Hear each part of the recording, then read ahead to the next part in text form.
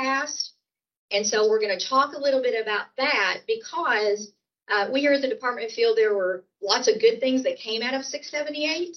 And so we're going to go through that with you first to kind of refresh our memories of what 678 does and has in place right now. And then we'll talk to you about sort of our recommendations on things that we should keep and allow to move forward. Then we'll go through the other processes for property acquisition and construction. Good morning, Mark. Thanks for joining it. Yeah, I was going to say just grab you a seat anywhere, and we'll go ahead and kind of move through this. If we can go to the first slide, please. Okay, we're going to go through 678 just at a very high level. I'm not going to spend a lot of time on it because I really want us to get to the meat of things that in the regs and the statutes, policies and procedures that we want to recommend for change. But I do think it's important for us to kind of all revisit 678 and what is in place right now. So 678 is a temporary measure as it's drafted right now and will last through June 30th of 2024. So as boards elected to opt out of the normal approval process, and we have 153 districts out of 171 that have opted to do that, it allows more autonomy and more local approval and control. Districts still must follow all the applicable statutes and regulations, so it's important that we have your input about what those look like going forward, and allows districts to commence the funding, financing, design, and construction. And Gary, I think you're going to have to turn off your, that's okay. That's okay. Or modification of your district facility projects without that prior approval. You can also use architect or engineers to estimate the cost of the project in advance of the financing. Next slide, please. One thing that we think has been good for all of us, KDE has 30 business days to approve those completed district facility plans, requests for acquisition of property, and requests for disposal of property. So we've been tracking that since 678 went into place. And as of January 10th, we've had 13 completed DFPs, 39 requests for acquisition or disposal of property, and on average, 8.9 days for approval of the 8 DFPs and 10.4 days for property acquisition or disposal. I want to compliment the districts as well because we are seeing more complete information coming to us, and that's always been a little bit of a struggle for us here. We have to have everything complete, and so we're tracking from that completeness of submission, and you can see that I think we've been successful in meeting the expectations of the General Assembly of that 30-day window. But thanks also to the districts that are conscientiously trying to get a more complete package to us. Of course, we continue to provide requested technical assistance, and the BG1s for our 678 districts are filed with us for record keeping and data collection. So literally, what's happening here is you send in your BG1, and we are not looking at it. We are retaining it for record keeping and data collection, but that responsibility and accountability has shifted now completely to the districts. It was always there, but we are not looking at any of that as it comes in. Next slide, please. When it was passed, of course, the act was retroactive, and so it applied to all those projects that were already pending, that you had going on already. And I think one of the big changes was districts could include extracurricular facilities in any priority on the district DFP, and so that allowed you access to restricted funds. I think we've heard from districts, and we've heard from our Kentucky Board of Education members that extracurricular facilities are part of the overall educational experience for children and part of, very vital as far as supporting their instruction. And so that has allowed those restricted funds to be used for extracurricular facilities. Probably the one place that we still need a lot of help is for the use of federal funds. And let me speak specifically about ESSER funding. KDE prior approval is required. So even if you're a 678 district, you have to come to us before you start any projects using ESSER funds, and you have to get approval. In the vast majority of those circumstances, districts are receiving that approval. But I will share with you, we've started our monitoring visits in districts, and we're seeing some people that are not doing that. So it's really important, if you're using those ESSER funds or any other federal funds that require that federal approval for use, that you're coming and talking to KDE. So if you hear of other people that are not doing it, and we're starting to see some, the districts have not done that. So that doesn't mean we can't fix it. Most of the time we can fix it if it's for a permissible use in accordance with the act. But as we are starting to hear from US Ed and our auditors there, they are very interested in facility projects. And so we want all of our districts to be in really good shape when those auditors start coming around. Next slide, please. That's sort of like what 678 did. Now, what has 678 asked KDE to do going forward? We are conducting a review of all the regs, materials, policies, guidance materials to identify inefficiency in the review and approval process. So that's part of what we're doing here today. We're reviewing and recommending changes. We are identifying needed updates, keeping in mind those trends in facility design, construction industry, and the economy. And we are identifying the most commonly granted waivers and making changes to eliminate or mitigate them. And this is all from 678, so you can find this in the bill. I was going to share with you that we have reviewed sort of those commonly granted waivers that we've dealt with in the past from districts. And the top three, not really in any particular order, and this will be no surprise for you that work in this area: site acquisition and preparation exceeding 10% of the total project cost, the new school project that exceeds 120% of the total gross square footage, gross area of the model program of spaces, and accessing those restricted funds for extracurricular facilities. Those are our kind of top three. Next slide, please. So there were a couple other things we were asked to do. We were asked to consult with the Department of Housing, Building, and Construction regarding enforcement. We have already had those meetings with Housing, Building, and Construction, and we really don't see a lot of commonalities in the work that we do. And then by September 1st, we are to report to the General Assembly sort of the scope of what our review has concluded and suggested changes to statutes for the General Assembly.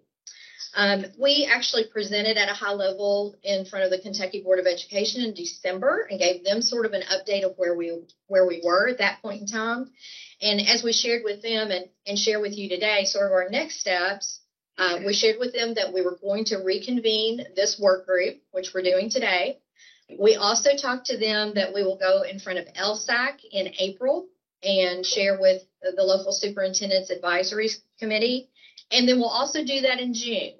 And sort of the thought behind that would be in April, we'll be presenting to them sort of our recommendations, allow them the time between April and June to collect and provide feedback from all superintendents.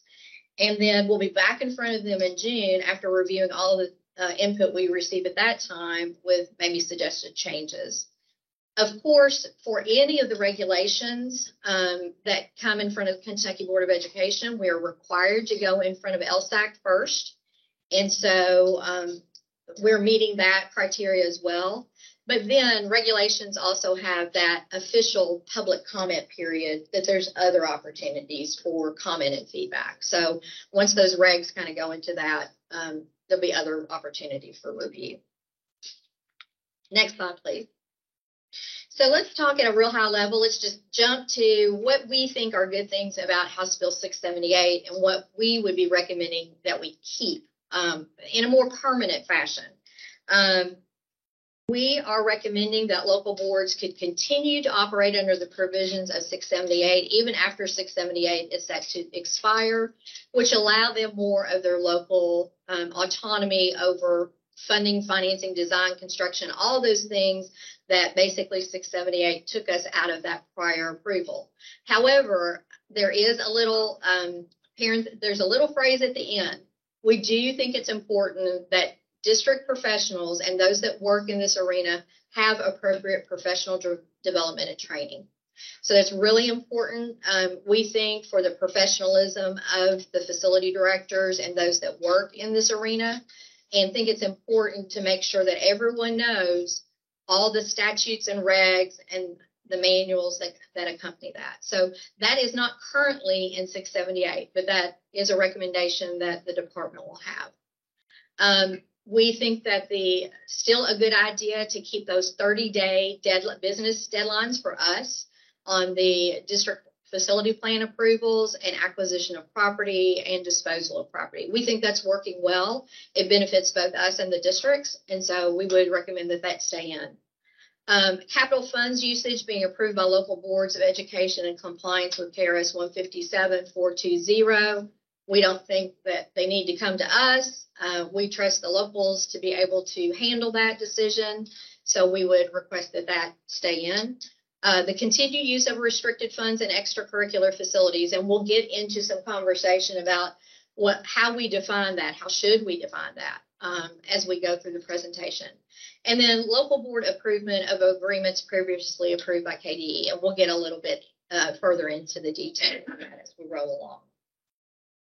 So that's sort of where we are right now and where we see, and I will say those are just the big chunks, right? The big chunks. Now we're going to really get into more of the details behind some of this stuff. I'm going to turn it over now to John Gilbert in our district, in our facilities branch. And John's going to talk to us and start kicking off the planning manual. All right, thanks, Robin.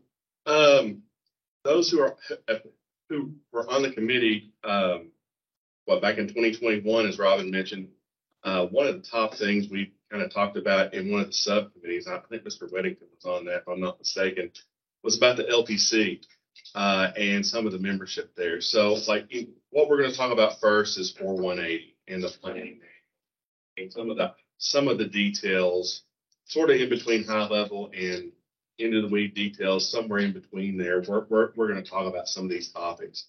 And the first one we're going to talk about is LPC membership. I know that this is a process and an effort for a lot of school districts out there. The superintendent is in charge of that process to get local members and a cross section of the community to help create that LPC membership.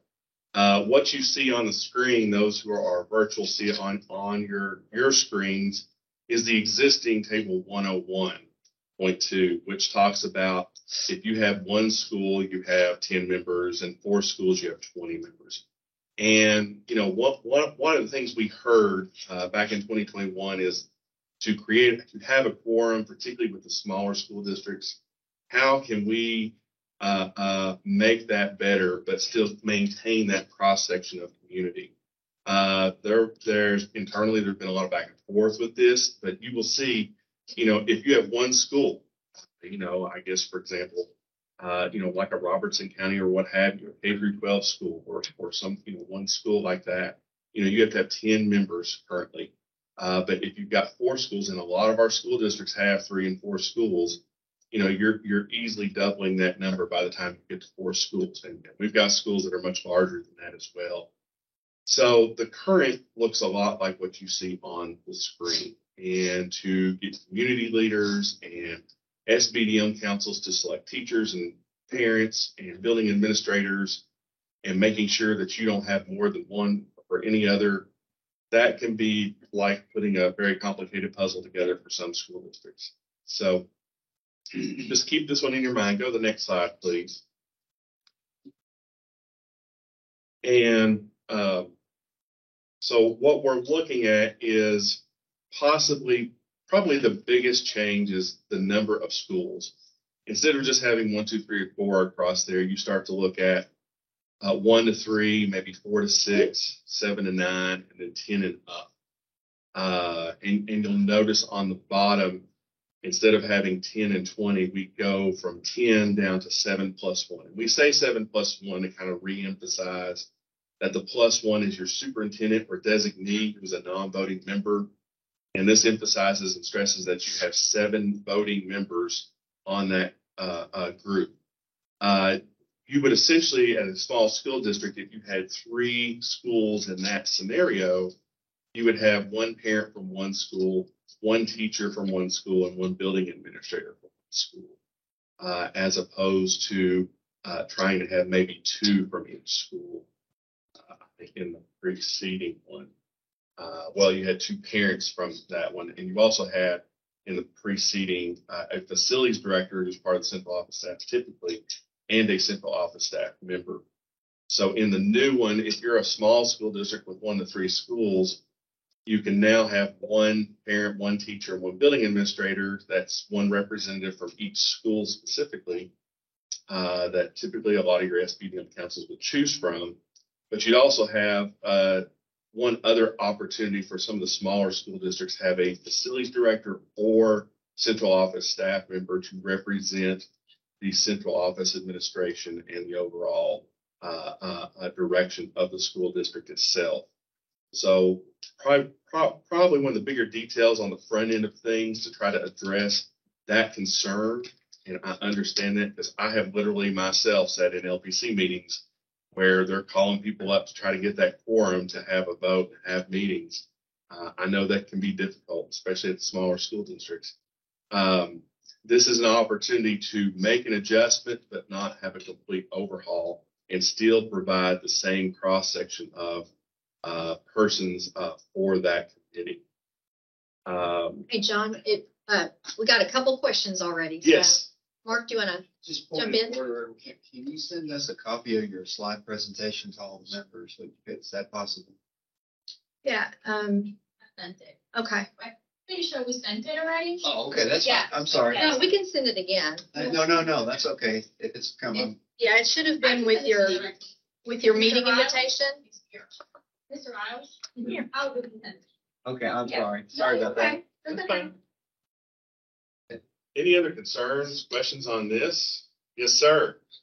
All right, so just a suggestion, local building zoning official. Mhm.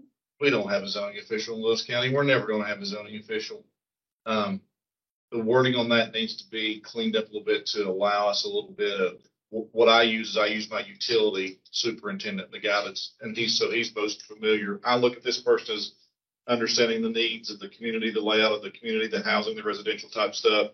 So I use the utility, superintendent commissioner is who represents that seat, but just a suggestion there as far as, some wording on that one.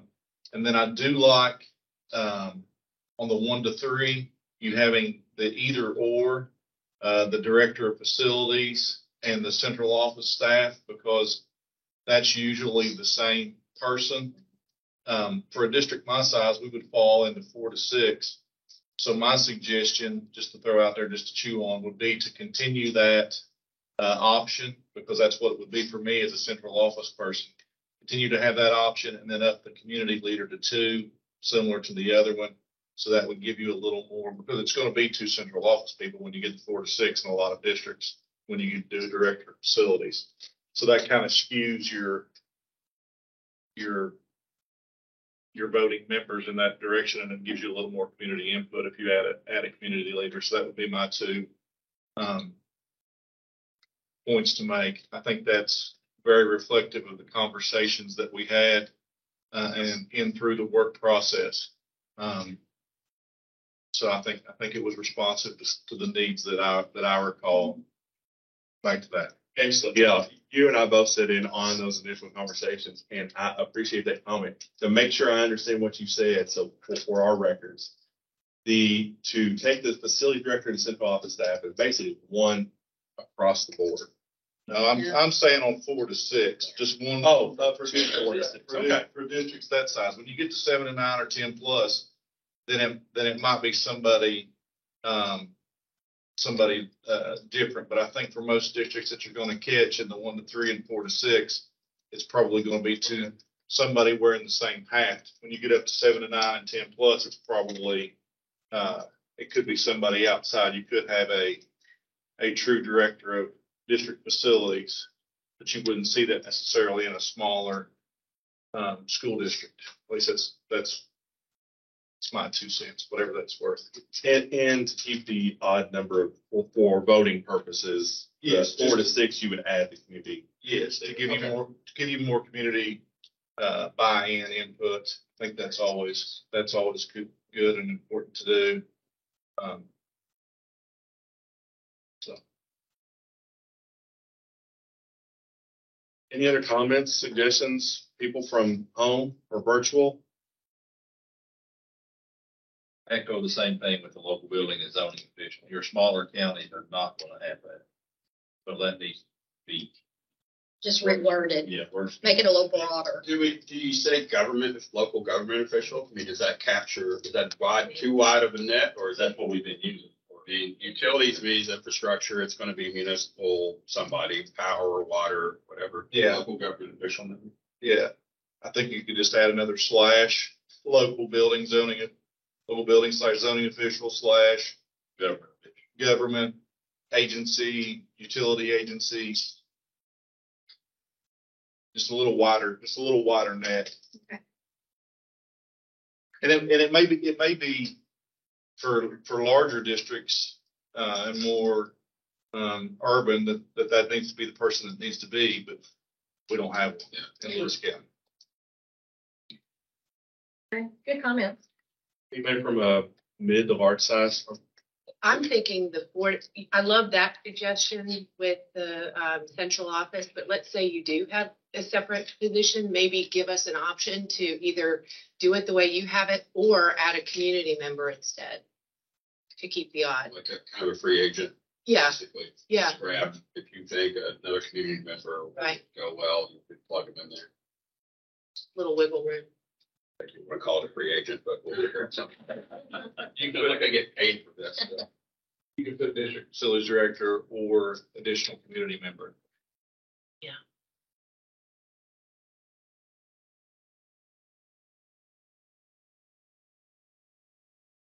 They're not knocking the door down to get on these committees. Just saying. Yeah. It doesn't matter what size you are. I can reiterate that. Any other comments on this? I know the committee spent a lot of time on this one, so I just want to make sure if anybody had comments on it, feel free to, All right, let's go to the next slide.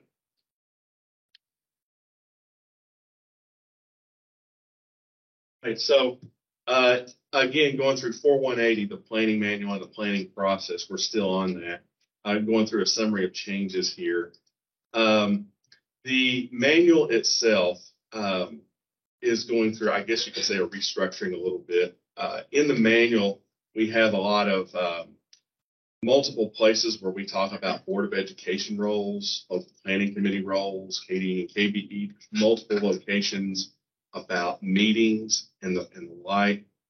We're trying to consolidate that and clear for a general broad scope brushstroke here to kind of talk about when you read the manual in its updated format once that is available.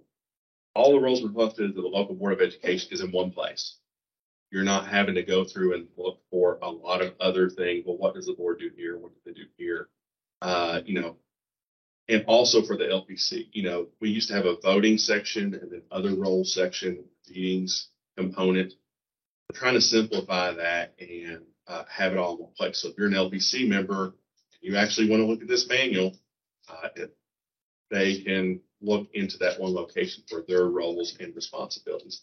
Likewise, for the Department of Education and the Board of Education, as Robin talked about in terms of 678 and adjustments, we're looking at a lot of the changes where the Department of Education will make approvals, and then those where there are instances that really kind of hit home for KBE is if there are things that KDE does not approve, a local district can appeal to the Board of Education. Those kind of roles and responsibilities are trying to be echoed as part of that process in the updated manual as a response to 678 to some previous committee comments and things as we're moving forward. Likewise, for architects and engineers who do a lot of the assessment process, at the school districts, trying to talk about assessments and cost opinions, how their role is played in observing those situations and also reporting those things through KFIX and those programs and trying to consolidate those types of items. Meeting requirements in terms of the details of meetings, like when you meet, those kind of things are applicable to forums and to public meetings. There's one location that talks about the details of those meetings. So like if you're an LPC member, what you do in those meetings is in the LPC section. Actual meeting itself and some of the logistical details are of its own location. Another big detail, and I think this one will really, I would expect some comments on this one here. The priority listings that we currently have, there are 5 priority listings, and 1 through 4 are what 1 through 4 are the priorities that we utilize for district need. Those are the needs that are reported to the legislators that we talk, in big picture scope. What is the need across the state? You, as each individual district, when you create a facility plan, you have priorities 1 through 4 that create a bottom line number. If you've seen your facility plans, have a district need. We also have a priority 5, which through the years has been a discretionary listing. But we've only had a priority 5 for that listing. We've not broken that down into other vehicles.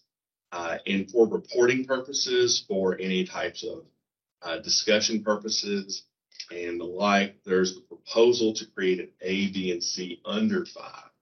Now, what that does is it creates 3 separate sections and allows for us to better categorize, better report when questions arise, and also allows the community to highlight specific items that are traditionally not under the higher priorities 1 through 4, but have the ability in discussions, whether you meet with your legislators or if legislative actions take place, we have a better way to categorize and separate those particular things. So when you look at priority 5, you would have a 5A, 5B, and 5C. And 5A talks about additions to existing buildings exceeding 125% of the model program. In the manual, we have under renovations and additions, if for an existing building, you cannot report in priorities 1 through 4 exceeding 125% of what a new school would be at 100%. That goes under a discretionary, if you will. So at A would be like if you wanted to do additional classrooms as a district and you go below state requirements, like for an elementary school, it's 25 students per classroom. As we start to calculate those types of things, if you wanted more classrooms that exceeded state standards, that would be an example of what would happen in 5A. 5B gets to the extracurriculars that I know 678 talks about. It provides a single location for extracurriculars so that when one has let's say, for example, you have a school, you build a brand new school and you want the extracurricular support spaces for that school, post 678, you would have a 5B consideration where you would be able to say, okay, I've completed the school. I've also got this 5B. We have the ability to categorize and have extracurricular in an isolated location so that it's distinguished from other discretionary items or things that would not necessarily be extracurricular. And then we have a C, if you will, that's just anything that categorized would not be part of A and B that a district might have as a consideration. So what this does is it keeps the framework of priorities 1 through 5 because we have 171 school districts, 171 plans, and over time, it maintains that structure for familiarity in existing systems because we currently have a lot of existing plans, and over time, it'll take 4 to 8 years for all these plans to kind of start to have updates, if you fulfill through that process.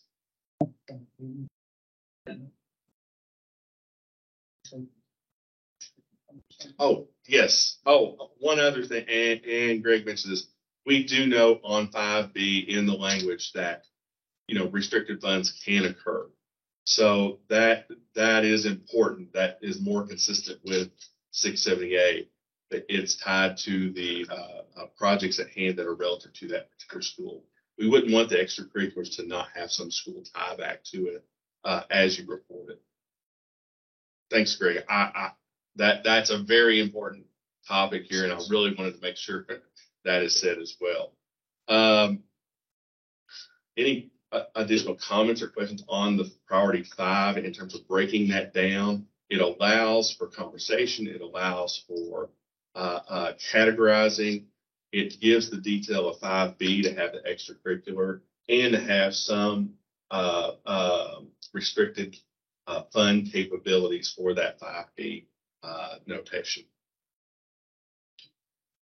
So that means that anything that would fall in the 5A or 5C would not be eligible for use of restricted funds. Correct. If for things that are not athletics related, for instance, if there are things that a district is interested in, like collaborative spaces or outdoor classrooms, things like that, would the assumption be that would have to go into extracurricular or to be That's a good part of That's a good comment. We're increasing, and we're going to get to that a little bit later. We're significantly increasing what we call locally identified program space allowance. an exterior? Not necessarily to the exterior. I mean, the second part of your question is that the outdoor classroom components, I don't know that we have a location for that in terms of it being part of the 1 through 4. So that is an excellent comment. That is something that would likely in the current scenario be consideration for 5. We are addressing this definition in guiding questions. So let's keep that thought, because if it's not addressed somewhere, we need to address it somewhere, right? One way or another. So let's hold that thought for those outdoor external spaces.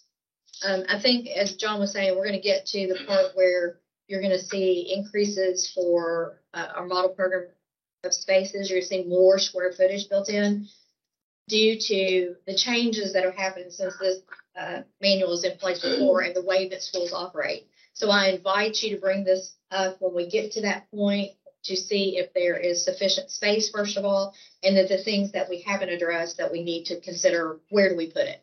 We need to answer it somewhere. So.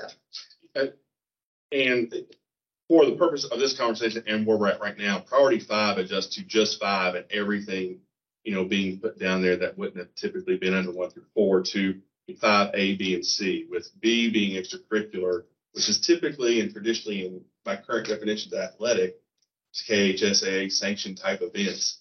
I've had school districts that want to talk about Little League and the like, but are they sanctioned at the middle school level as well? Or are there formal programs that the department through athletic associations that have some type of sanctioning events that we can house those extracurricular type activities to have a 5B that would be relatable to a school and also access levels of restricted funds. That's the primary topic here, but I'm certainly going to get into those topics about the details of increase internally. And I appreciate the comment on the outdoor classroom. There's not a ton of language on that just yet. I'll make a quick comment that extracurricular facilities would qualify for restricted funding, that they would not contribute to the district's need. Make that point. Yeah, so we'll actually get to a question on that on our guiding questions, and we'll come back to that. I think we have someone that has a question that's online. In the chat, it says, will districts, and it's related to the LPC table before, will districts still be required to get waivers for individuals that are not residents of district? Example, facilities director lives in neighboring county. That's an excellent question. And we're looking, Yeah, we're moving that to the local level. The local school district and the superintendent being in charge of creating the group itself for the LPC, they would be in charge of creating the group as a whole. But the out of district waivers would have to go before the local board and not the commissioner of education. And that whole process that we currently have, for those not maybe familiar with that process, currently, if you have an LPC, you get Department of Education approval for the whole group. That's typically through the district facilities branch. If you have anybody that's out of district, and I think this has been happening since the mid 2000s, any out of district persons on the committee, you'd have to go through the commissioner's office. So you would get 2 approvals at the state level for your local planning committee.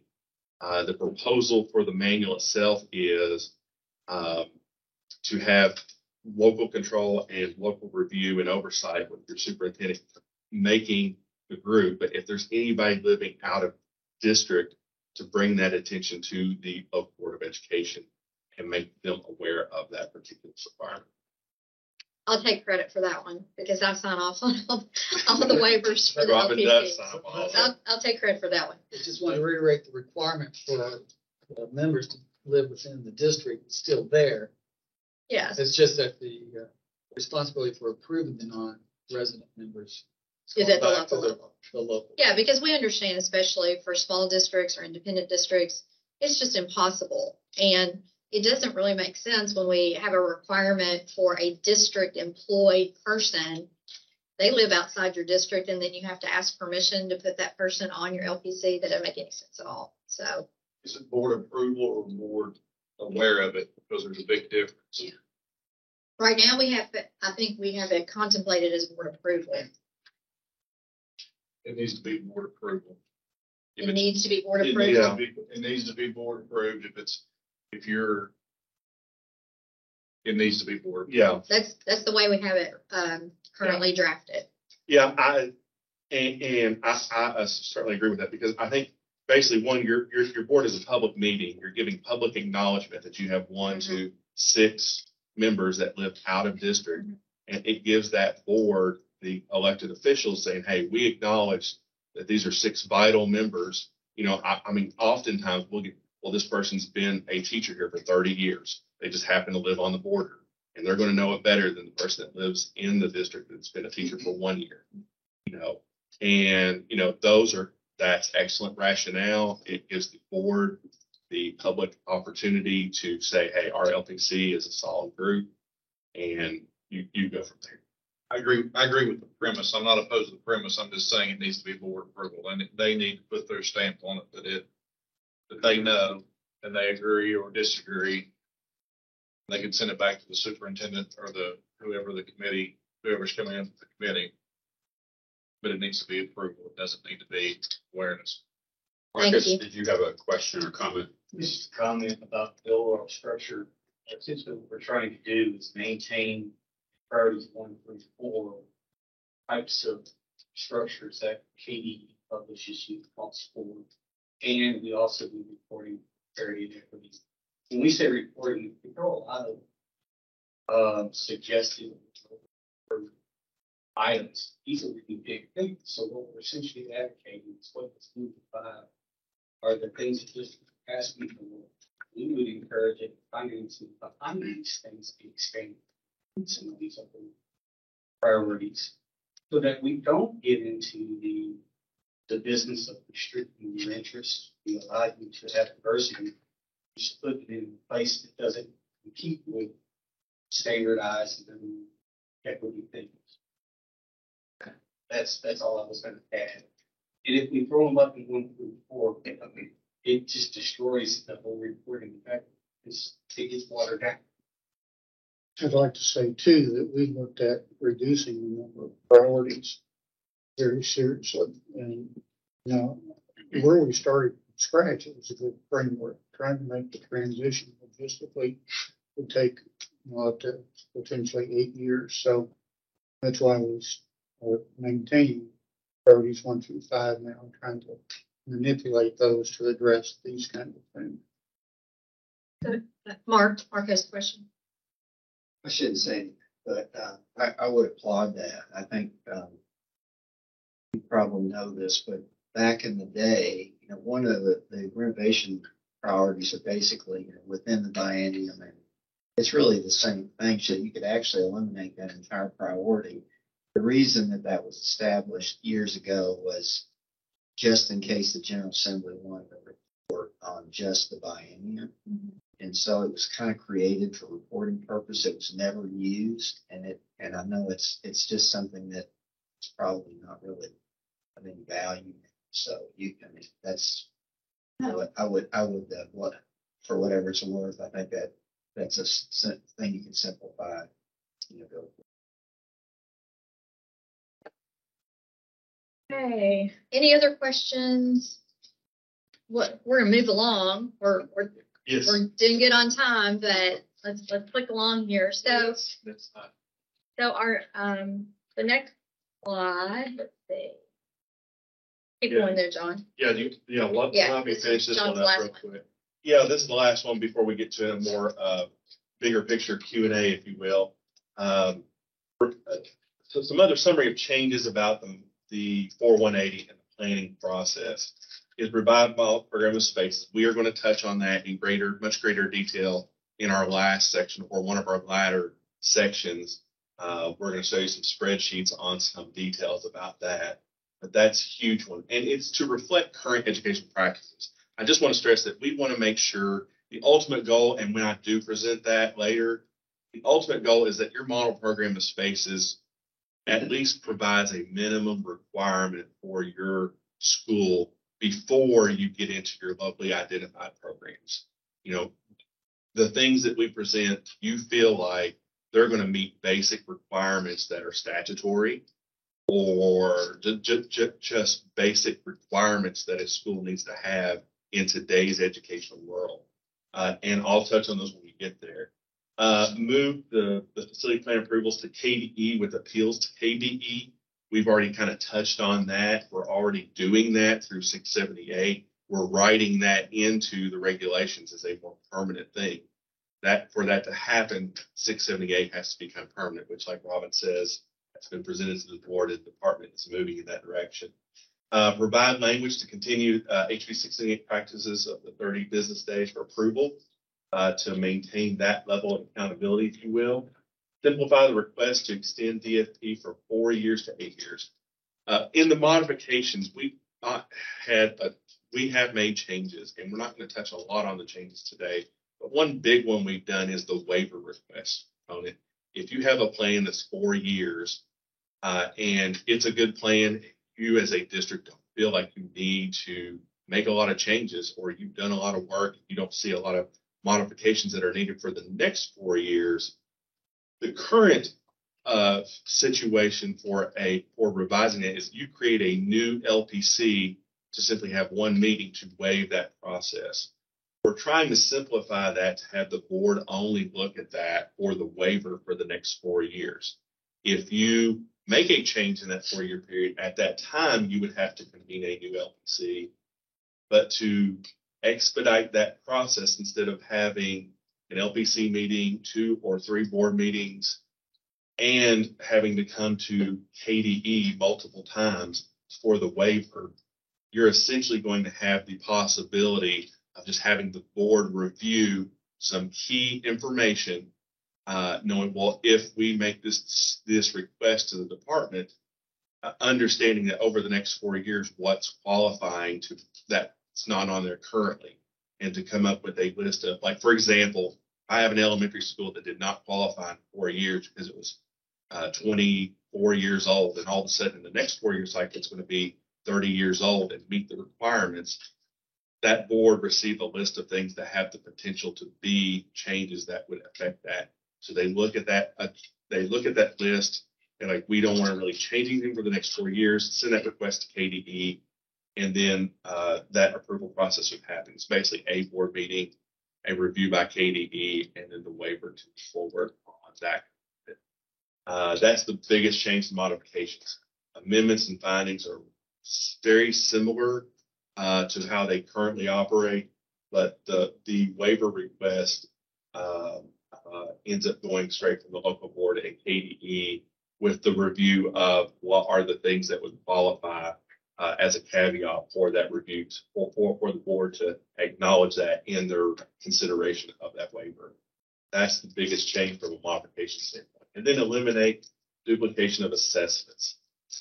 We currently, as policy, we have been working on this. Oh, go ahead. Something that came up in our committee's conversation regarding district facility cycles. The amendment process is almost as onerous as the DFP process. Mhm. So if you would allow DFP to extend, could there be something between the amendment and the findings? The finding is very limited, but it can tackle. Mhm. But the amendment might as well be a DFP if a district wanted to make some small modifications that are bigger than a finding. Yeah. Could there be a mechanism for that? My comment is that from a procedural point of view, an amendment is almost as detailed as a new DFP. But from a practical point of view or a realistic point of view, amendments are so limited in the scope of work. Most amendments I've done are just 2, maybe 3 facilities. It's not the whole thing. So the review, development of that amendment and our review of it is usually much quicker than a brand new DFP. I just want to point that out. District side. It's maybe more Yeah, the I know. public From hearing. a procedural point of view, it's about the same length, but the LPC usually creates that amendment pretty quick without having to work as hard. Just want to make that clarification.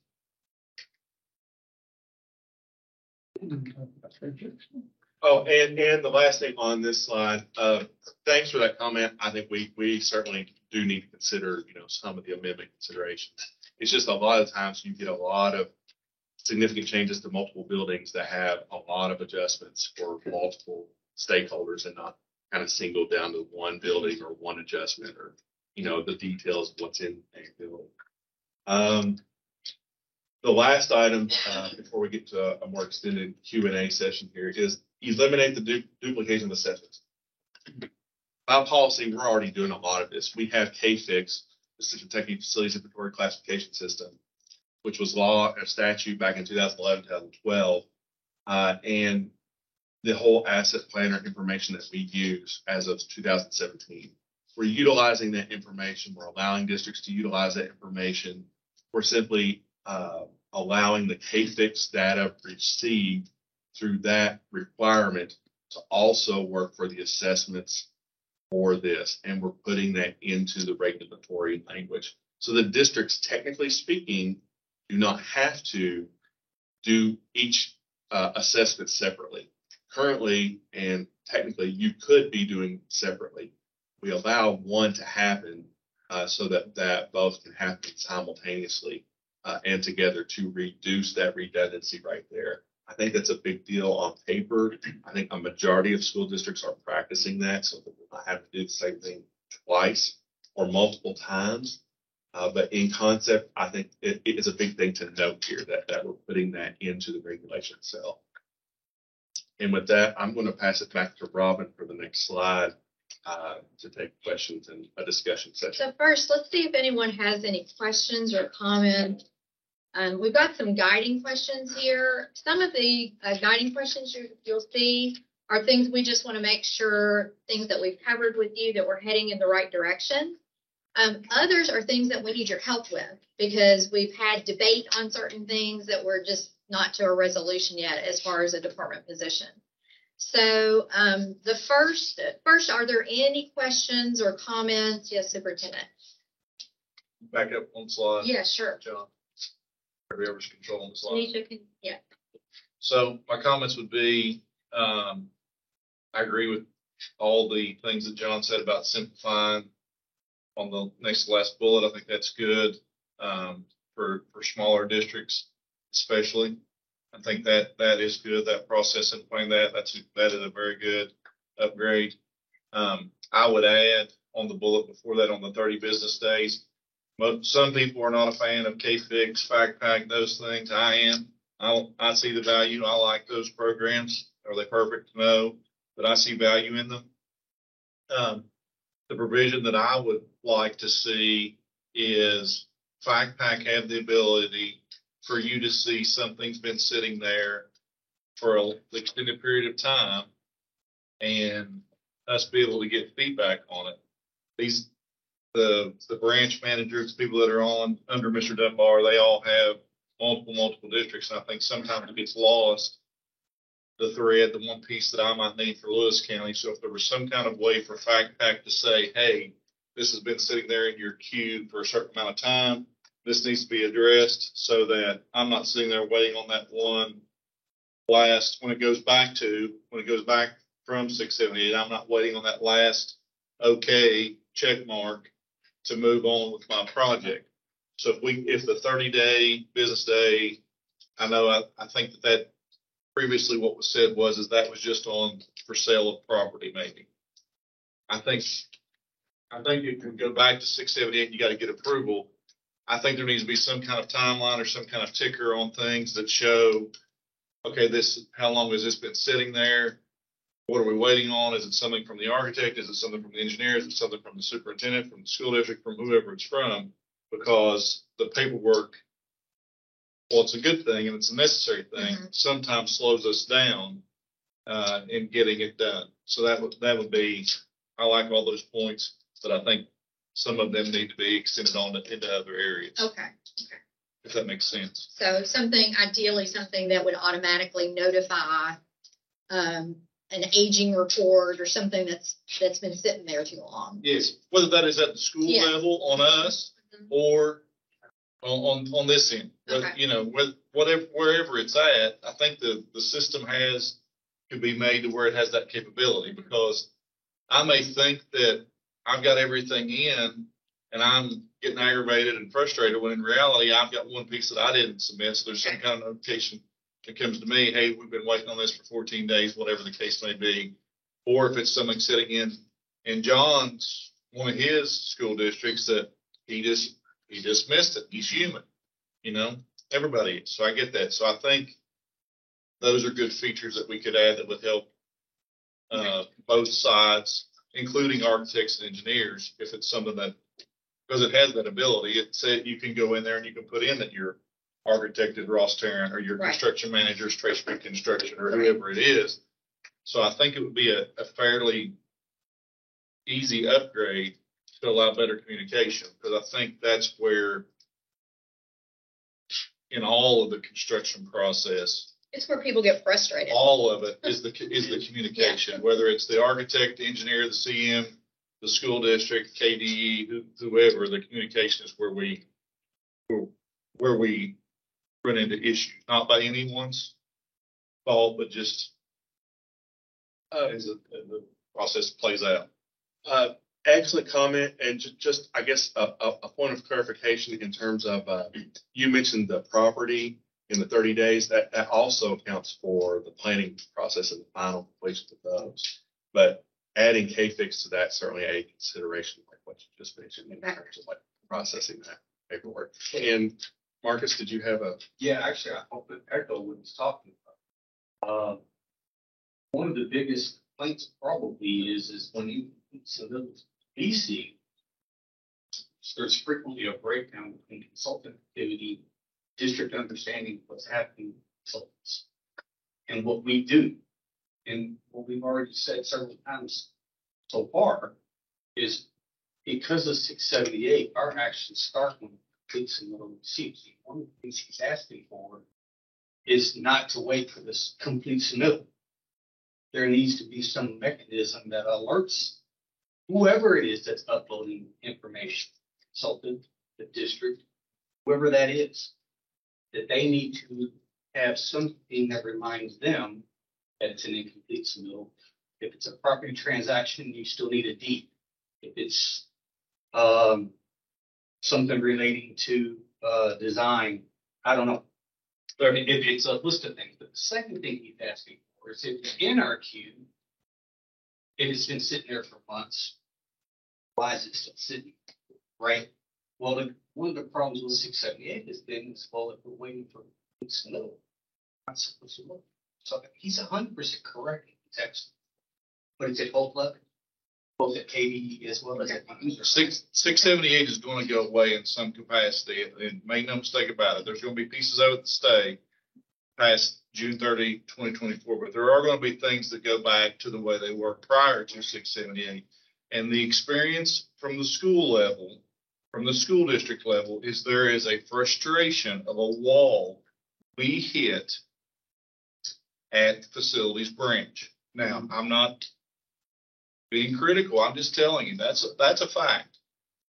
That's correct. That is a fact that we run into a wall on a school level.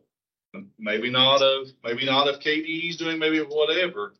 But if our intent is to support and help districts, that's where we can help and support, is by having a mechanism where we can see where the issue lies, if it is with us, if it is with the engineer, if it's with the architect, if it's with KDE, where it is. If there is a mechanism that we can do that, that would help, I think, everyone. KDE, architects, engineers, and superintendents. Yeah, so all you're saying is let's hold each other accountable. Let's make sure that things are moving. Recognizing that people are human, that we all are very, very busy people. But the work that we're doing is important, and so it needs to move along. So you're absolutely correct. Our intention is to make it easier for everyone. And so by trying to automate some of this so that if someone has, and I'm not even going to use drop the ball as the word, it's that you've just missed it, right? It's not intentionally you're missing anything, but you've missed it. And so let's find a way to help each other be accountable and responsible and move things along. And we are here today as having that discussion so that we can make it better. And that's why I think if there's something in the computer, in fact, pack, that allows for a calendar, that allows for a timing mechanism, that it's probably going to be an upgrade. They ain't going to do it for free. It's going to be whoever did it. It's going to be an upgrade. I get it. But I think that would. But it allows us to see if it's in the hopper, or if it's been looked at, or just something. A Google Drive, you can go look on Google Drive and see who's been in there, looked at it, and what time they looked at it, and all that. So if there's timestamps, I think it would help eliminate that. Yeah, a little bit of investment may yield great results. Districts signed up for 678. There's some issues. So we need to Kind of like a fingerprint, who's touched it last. Okay. That way we can go and say, hey, Greg or Marcus or John has looked at it. Maybe is there a question, or has it just not been looked at? I don't want to. Do we have somebody online? Okay, let's go online and unmute your mic. It's hard to say. Yes, ma'am. Matt Ladd of Tree County. Just had a quick question. I know there's been some discussion about KFIX, Fact Pack. My question is to you all. Do you all have any data regarding the amount of money that districts throughout the state have spent on this type of assessment over the course of the 5 or 10 years? And do you feel like that's money well spent? You hear that? Do we have any data on the money spent on the assessments for KFIX? And do we feel like that's money well spent? Yeah, so we don't here at the state level have how much that you've spent at the local level on doing your assessments. We don't have a state database that tells us how much there is. We do think the inventory of your buildings is important. The General Assembly has said that it's important. They want to know the condition of your buildings. When KFIX first came into play, the thought was the best people to tell us about your buildings are the people in your district, rather than some consultant. So we have asked that districts take the time to get to know their buildings and understand their buildings. And many of our districts have done that and have done it really well. We still have some districts that are reluctant to do it. And so it is very difficult for us from a statewide perspective when General Assembly comes knocking and says, tell us about all your buildings. We still have to answer. We have districts that are that haven't put things in KFIX. And quite frankly, we don't have any way to enforce that to happen. So those districts that have done it and have adopted it and are using that actively, we think it's been a big benefit to them to have all their things in one place with uniformity. They can use that as they educate their community about what's going on. We know districts have used those informations as they've tried to get the nickel passed, the next nickel passed. They've got all that data right there. It's all in one place and they can show. Pictures speak volume. We've got lots of districts that have pictures in there. You don't have to traipse your local school board to all the different buildings. You can flash it up on the screen and show them what's happening in your buildings. We think it has great value, but just to be open and honest, we don't have any enforcement over that. So we're just hoping that districts will continue to see the value of that and make it happen. I've got it. This is Gary. Yes, ma'am. And I wasn't arguing that point. I just was interested in how much money had been at the local level, if that had been done through different firms. And it was just kind of interesting to me to see what had been spent at the local level to get that accomplished if it was not done within the school district itself. Yeah, and we do have school districts that have done it without an external resource helping them. Now, that doesn't mean that doesn't cost as well. You're pulling those people away from other responsibilities, but we don't have anything that says, here's how much all local school districts have spent to do their assessment. Just Kenny, the only thing that would be concerning with that is the K-Fix is a little bit subjective that way. So when the money starts going to the legislators and they start seeing your need, and you've got architects and folks that are doing the actual K-Fix for the districts, and then you've got just regular folks within the district, it could start getting to be subjective because the needs, it may not be as professional as what we want to look at. Like the old Parsons list, they went in, everybody looked at the building, everybody got the same assessment, and you felt like that, they're eliminating a lot of the subjectivity of it. But the K-Fix is great if I have no problem with it at all. But I'm a little bit concerned it's subjective. Tim, your point is well taken. We've talked about, do we need to have some independent party do an audit? Just go through all the buildings and do an audit and see if there's that subjectivity that is tainting some of the submissions. I'm not saying the need's not there. We've talked about that. It'd just be nice to see the subjectivity eliminated from that. I might suggest, and I'm not sure if this is true, but I would think that the K-Fix system has a high startup cost. Once you do those initial assessments, you're gathering a lot of information about your building. And then the follow-up audits and surveys go much quicker. Maybe someone else can speak to that, but it might be that, the districts have probably had a higher cost to begin with. I mean, I had a building that was ready for the next list for urgent needs money on the old Parsons list, and the K-Fix came out, and then I dropped almost down to 100 on a building. So it was, the subjectivity of it was. Well, and of course, with the Parsons list, it was a moment in time, and we've moved on. And so it was a moment in time. We absolutely need to have a system that's more fluid, more moving forward. And we hear from districts all the time, well, even on K-Fix, I was number 47. Now I'm number 56. Well, what's happening is districts are adding into K-Fix and they're at a worse level than your building was. And so I know it's frustrating, and it's a little bit of, when the General Assembly decides to act, it's wherever you're on the list then. I think at the end of the day, we need more money for facilities. And that's what we should all You be. don't get a sticker for that now. That's pretty low hanging there. But that's the problem. The problem is we don't have enough money for facilities. It's, the list. Yeah, Danny. So kind of changing gears a little bit, I would say on the bullet, simplifying the request to extend the DFP from 4 years to 8 years. I think that is one of those things that on the surface makes a lot of sense. But if you consider the fact that the amount of turnover, you could have a completely new school board in 8 years.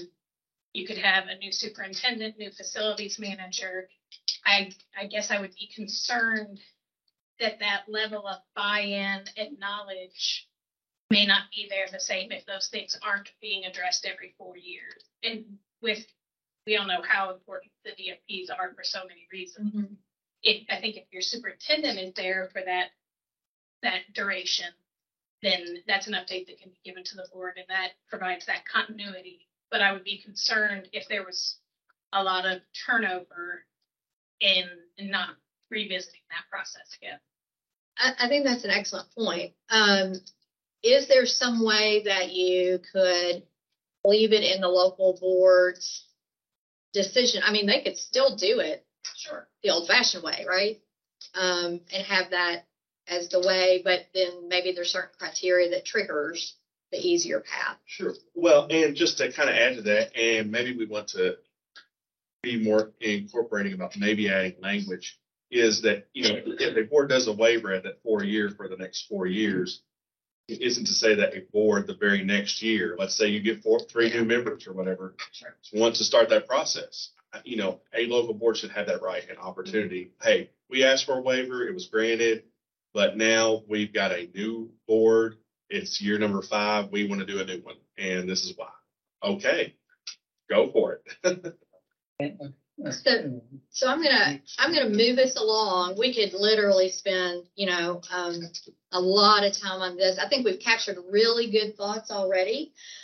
We did put together some guiding questions that we could talk about generally. Again, we want to make sure that the LPC revisions are allowing district flexibility and efficiency but retaining transparency and public input. I think we all agree, and we've heard a little bit about that. Let's make sure that we still have that public input and opportunity for the community. Does the current definition of extracurricular facilities respond to contemporary student activities? So that's when we were talking a little bit about, should it be broader? I would encourage you to write on your sheets or because what we're going to do at the end on this particular side, you should have a series of sheets that look like this at your table. And also our electronic friends that are joining us should have this. So there's a page for each of our guiding questions page. So if we don't talk as thoroughly as you would like on a particular topic, if you'll complete this, and we'll take these up at the end, and we'll have that as a record of other thoughts that you have. So do we need to talk about extracurricular facilities a little bit more? I have one in addition to outdoor classrooms, ag facilities that are not connected to the school. We have lots of interest in that in Western. Greenhouses. Yeah, all kinds of things. John, I'll just go ahead and start with that. It's all right. Sure. So one of the things that we did in the planning process is we removed facilities from curricular education type program spaces, whether it's interior of the building or exterior connected right away. We're just referring to OCTE.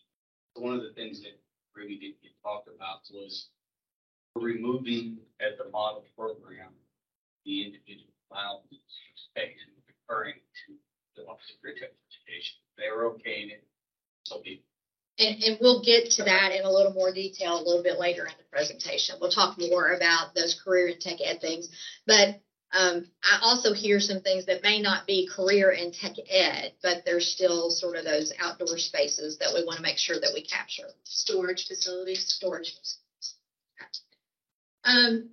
Any other comments on extracurricular facilities? Should extracurricular facilities count toward unmet need?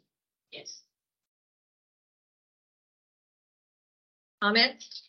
I heard 2 yeses. I'm interested in the smirk across the room, but I do want to add, this is an interesting topic, and we have struggled with this one going round and round and round internally, because we've had conversations, I think, with others that have said, as you build a high school, this is an integral part of the high school. There's no doubt.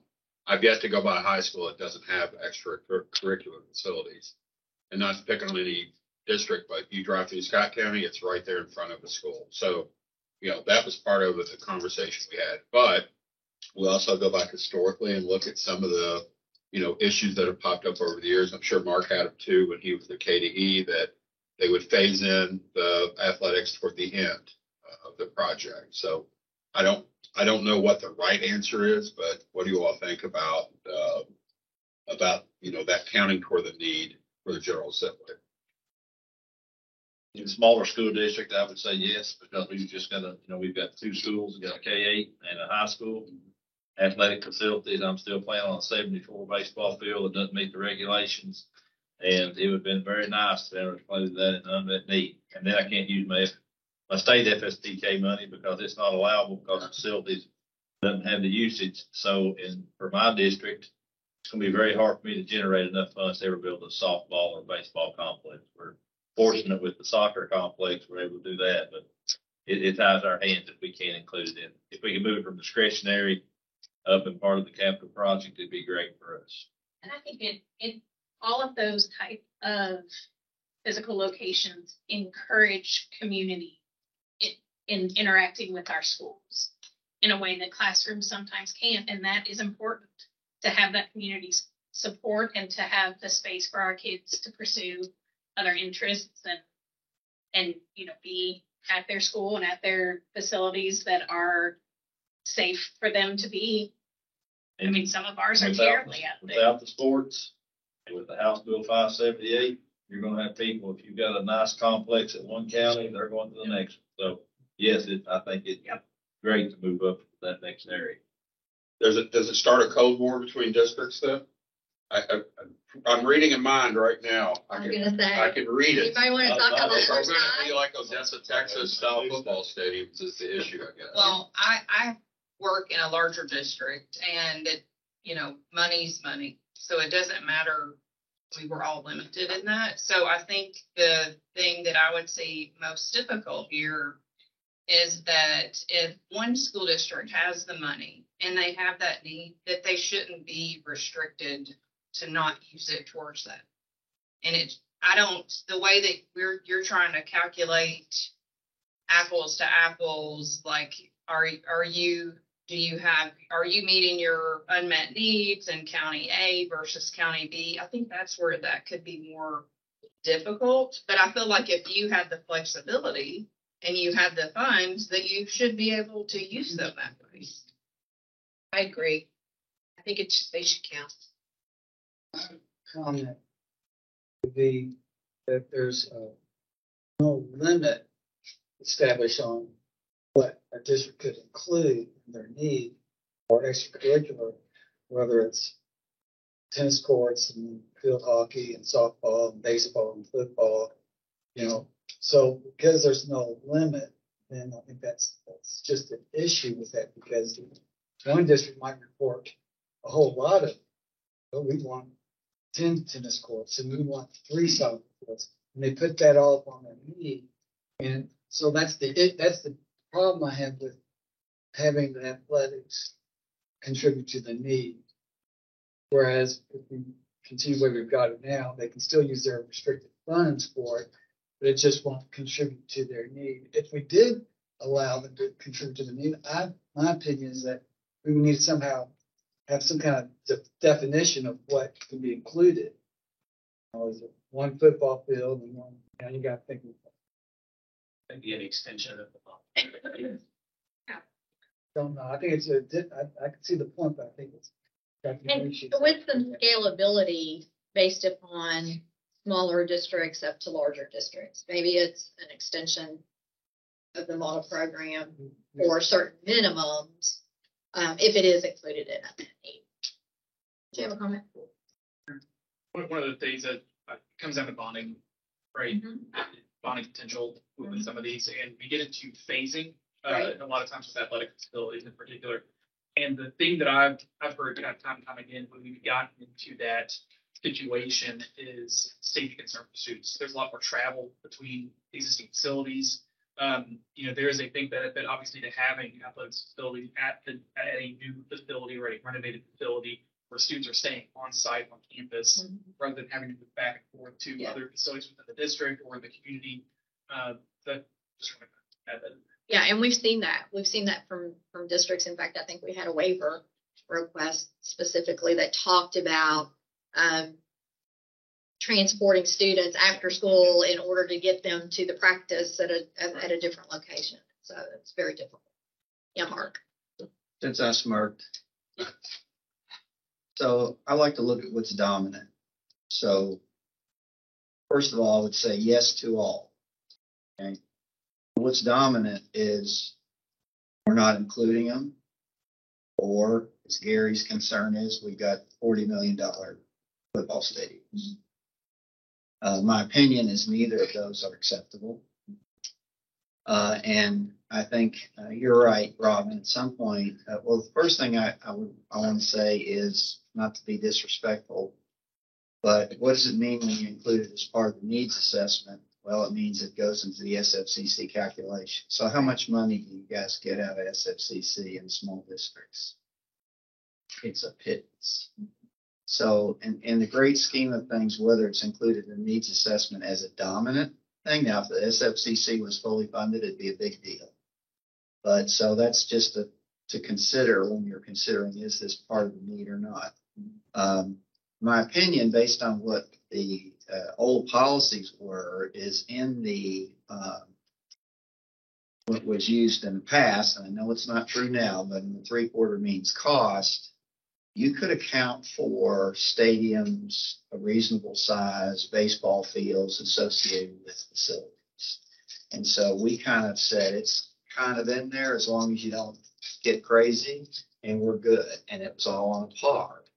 So I think if at some point, I think what's happened, unfortunately, over the time as it's gotten seen as something separate, which I personally don't agree with, but it is what it is. And I think what we're finally maybe moving the dial back a little bit is to say, okay, we're going to let capital money be spent on that. I think that's appropriate. If you, for those people who are trying to build the stadium at the high school where it's the last phase, they should be allowed to do that. On the other hand, this probably would never happen, but if you had a district that had lots of facility needs that were, building renovations and they wanted to build a $40 million football facility, what about that? So I think that what I'm trying to say is I think there's a balance, and I think, yes, capital money should be allowed to be spent. At some point, do you try to set a parameter on that? I mean, what about an indoor football training facility? We used to say no to that kind of thing because everybody couldn't afford an indoor football training facility. But then if a district wanted to do that and use other kinds of funds, we said, okay. And I think that sometimes caused trouble because people said, well, they got indoor facility. And we go, yeah, well, a lot of that was paid for with boosters and general fund. And that we just said, that's what you want to do. Okay.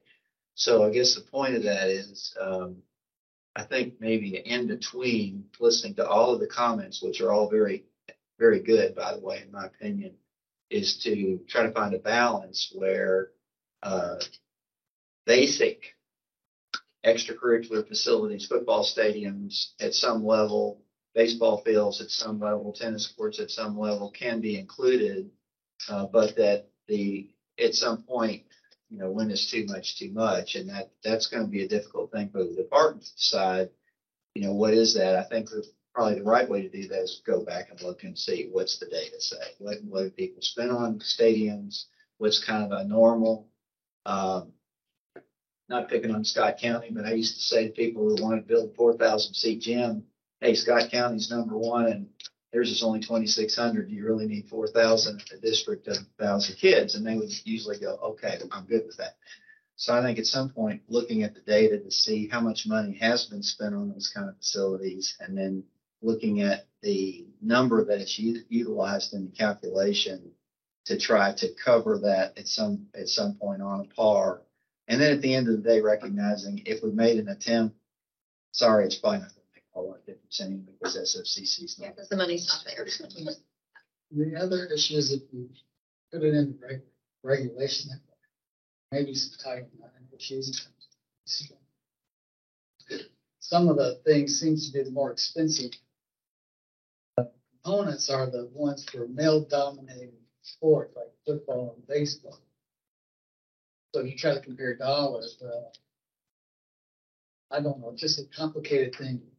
You can't, I'm sorry, but my opinion is you can't be in a situation where you're keeping a district from spending capital funds on the Title IX. So, right.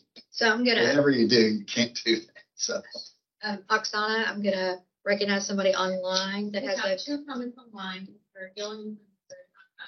They both agreed that athletic facilities should count towards on the E. Said that, and then we have a question from Mike. Says, are we trying to fix things because they do not work, Or are we trying to tweak things because the funding doesn't support the system the way it was designed? I would say it's a bit of both, really.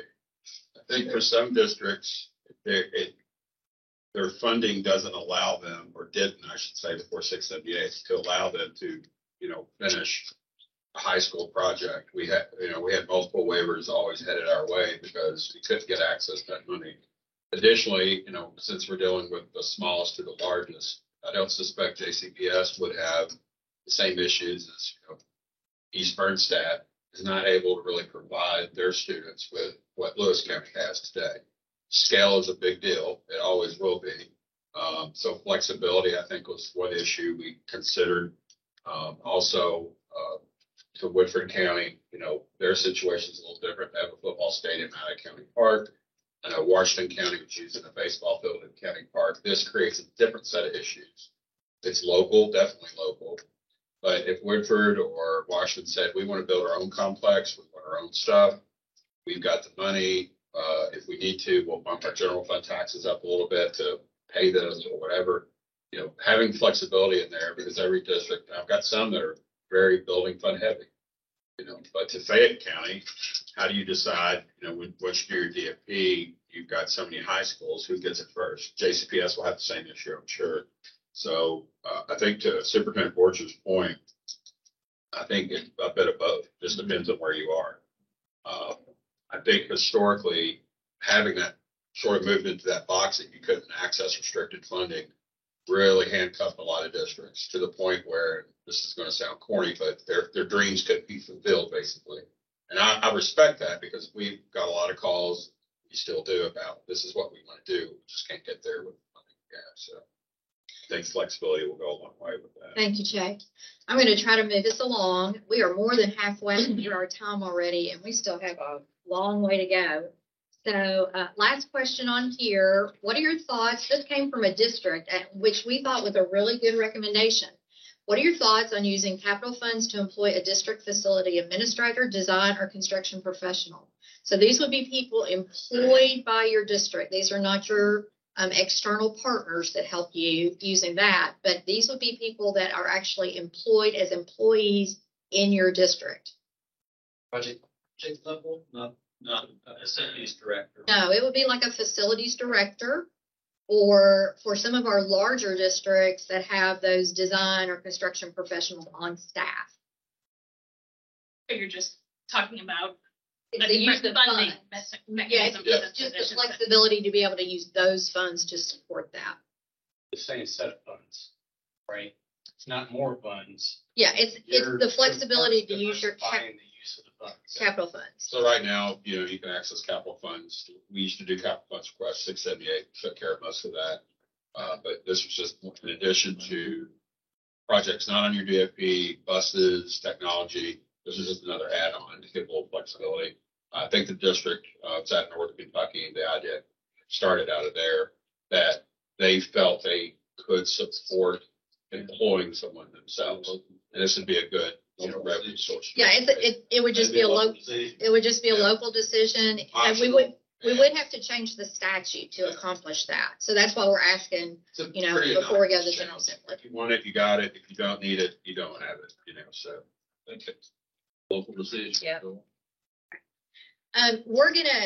Our next topic, we could take a break now. People could get up, stretch, go to the bathroom if you need to. Let's take just a short break, maybe like 5 minutes, and we'll come right back and talk about building sites, inspection, and approvals. 10:38. Yeah, right over there.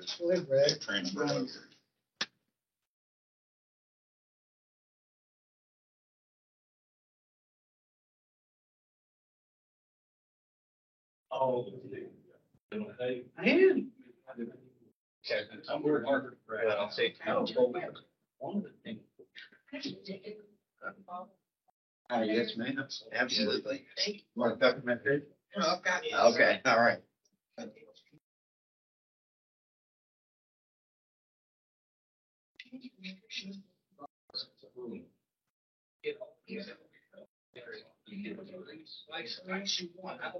There are a lot of detail that I didn't want to say.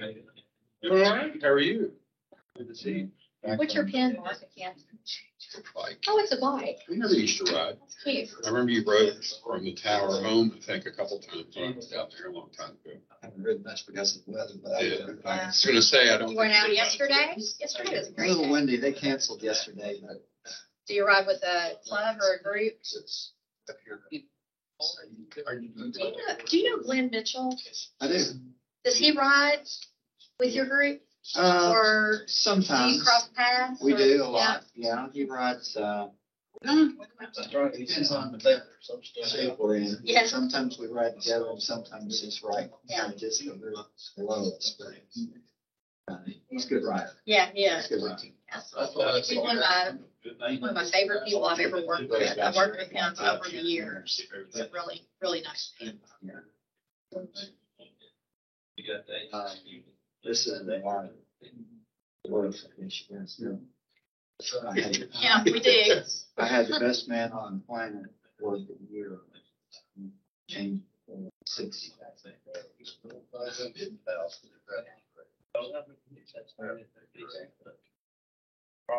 Documents that are incorporated alone or so. Yeah. Say, this looks. I do appreciate you saying that, Mark. And if you can repeat that message to others, we appreciate it because it's a lot of work. Well, I'll send you this because I'm trying to get paper.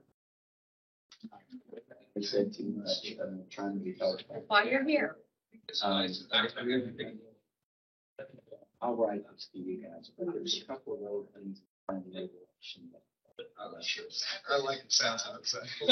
Not that my opinion matters, but. Hey,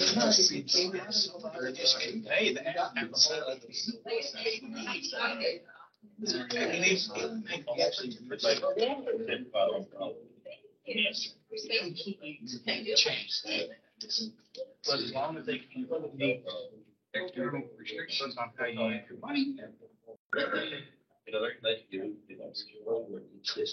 Right. Right to myself. Was it Ken?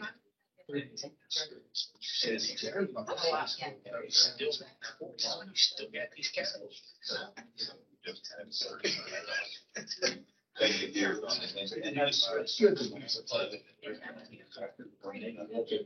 Average school, but students kind of a measure. I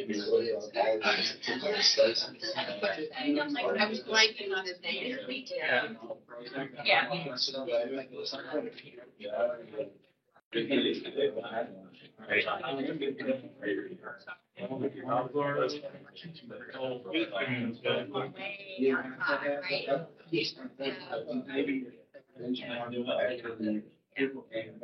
So I think once we get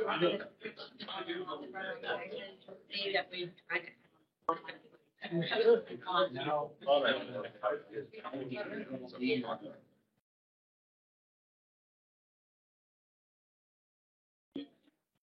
Yeah. He's great. He's good. I know.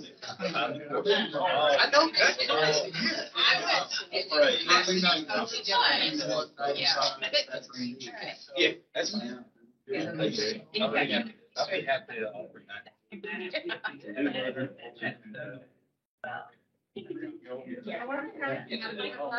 Well, maybe. What if I have one? It don't. Thank you, Mark. You'll wind up getting. Danny, did you get all set? I'm sorry. No. I didn't even think about your. Yeah, did they give you Wi-Fi? Yeah. I'm sorry. They can get it. If they can. Yeah. So I'm gonna get back.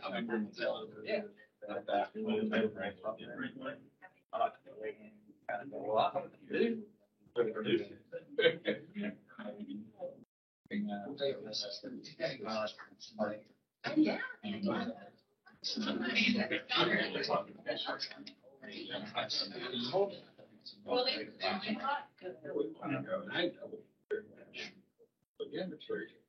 I heard back a lot. I got Kevin.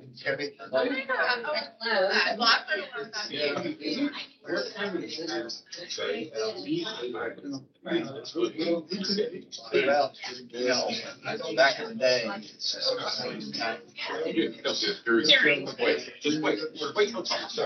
So we're really, respect level went high. It's nice to see the smart. He knows where we are.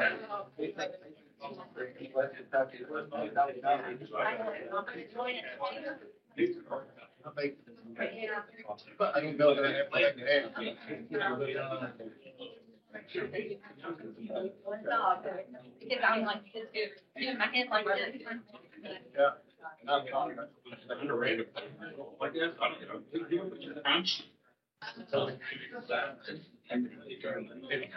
shared it, but just my check. Thank you.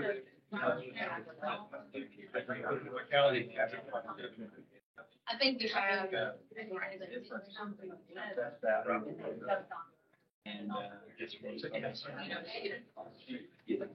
Oh,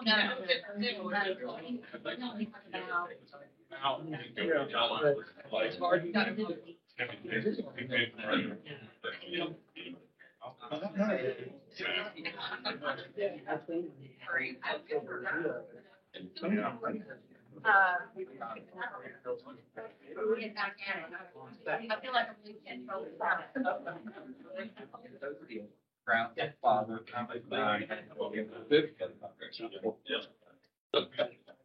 Okay, if we can get back at it, so we can get to the next part and next discussion.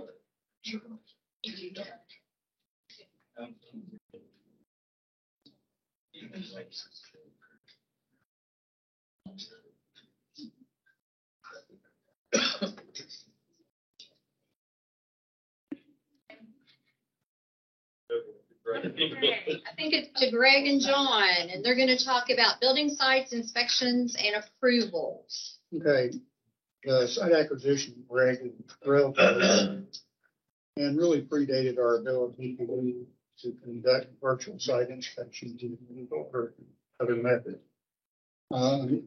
Fortunately, our legal folks said that that wasn't an option, and we're supposed to conduct in-person site inspections, and we just don't have the ability to do that. So we've added it. We're adding the ability for us to conduct virtual site inspections for minor acquisitions into the regs. Also, we are including provision for acquiring easements. We have encountered some situations where districts that are currently packaged sewage treatment plants now have the ability to connect to municipal sewer, but they have to acquire utility easement to get there. We also have included eminent domain and donation of property in the acquisition definition, which have been dealt with primarily by opinions by our legal folks in terms of our process. We are moving the property acquisition process into FactPack to just basically create a virtual filing cabinet. And that process more will mimic the capital construction process. We're continuing the House Bill 678 practice of 30 business day approval for complete submissions. And as Robin said earlier, got a fairly good track record of that.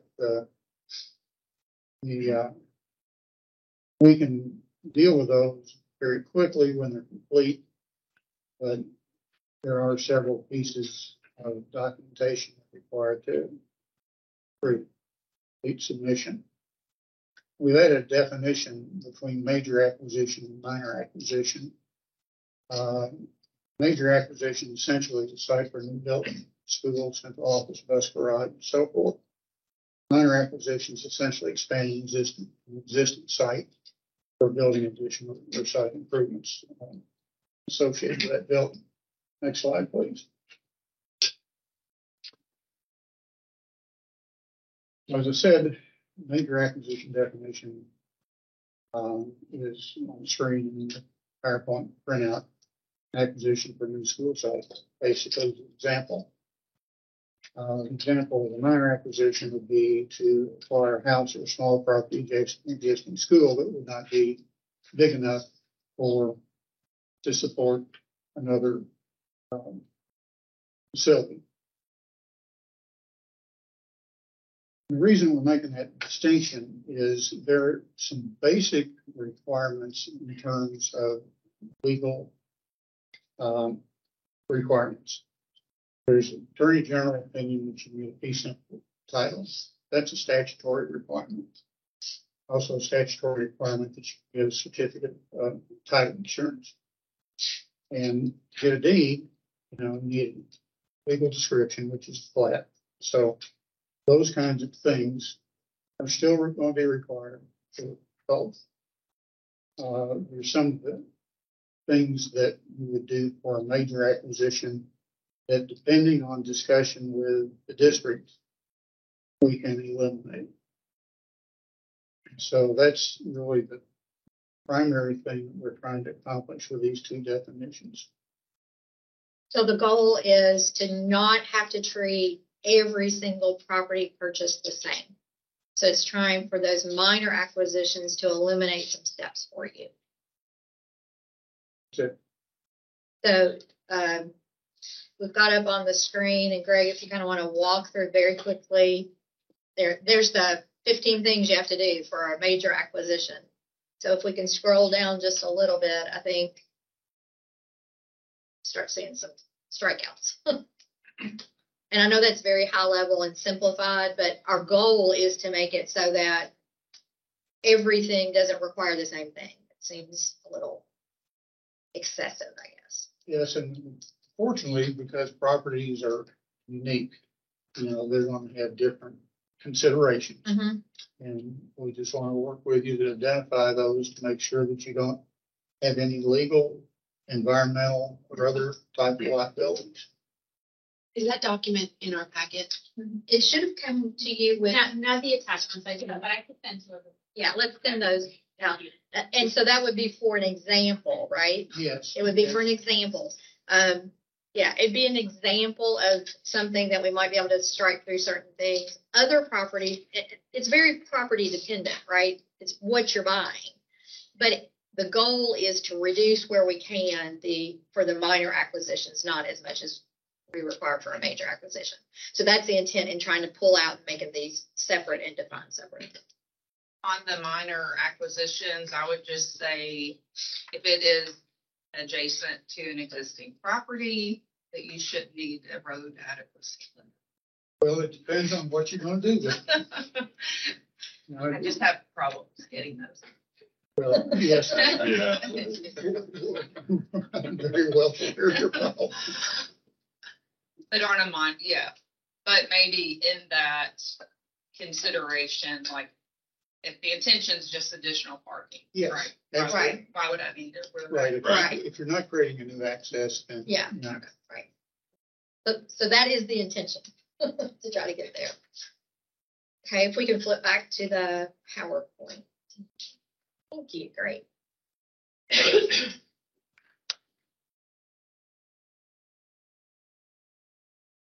I think it's back to me now.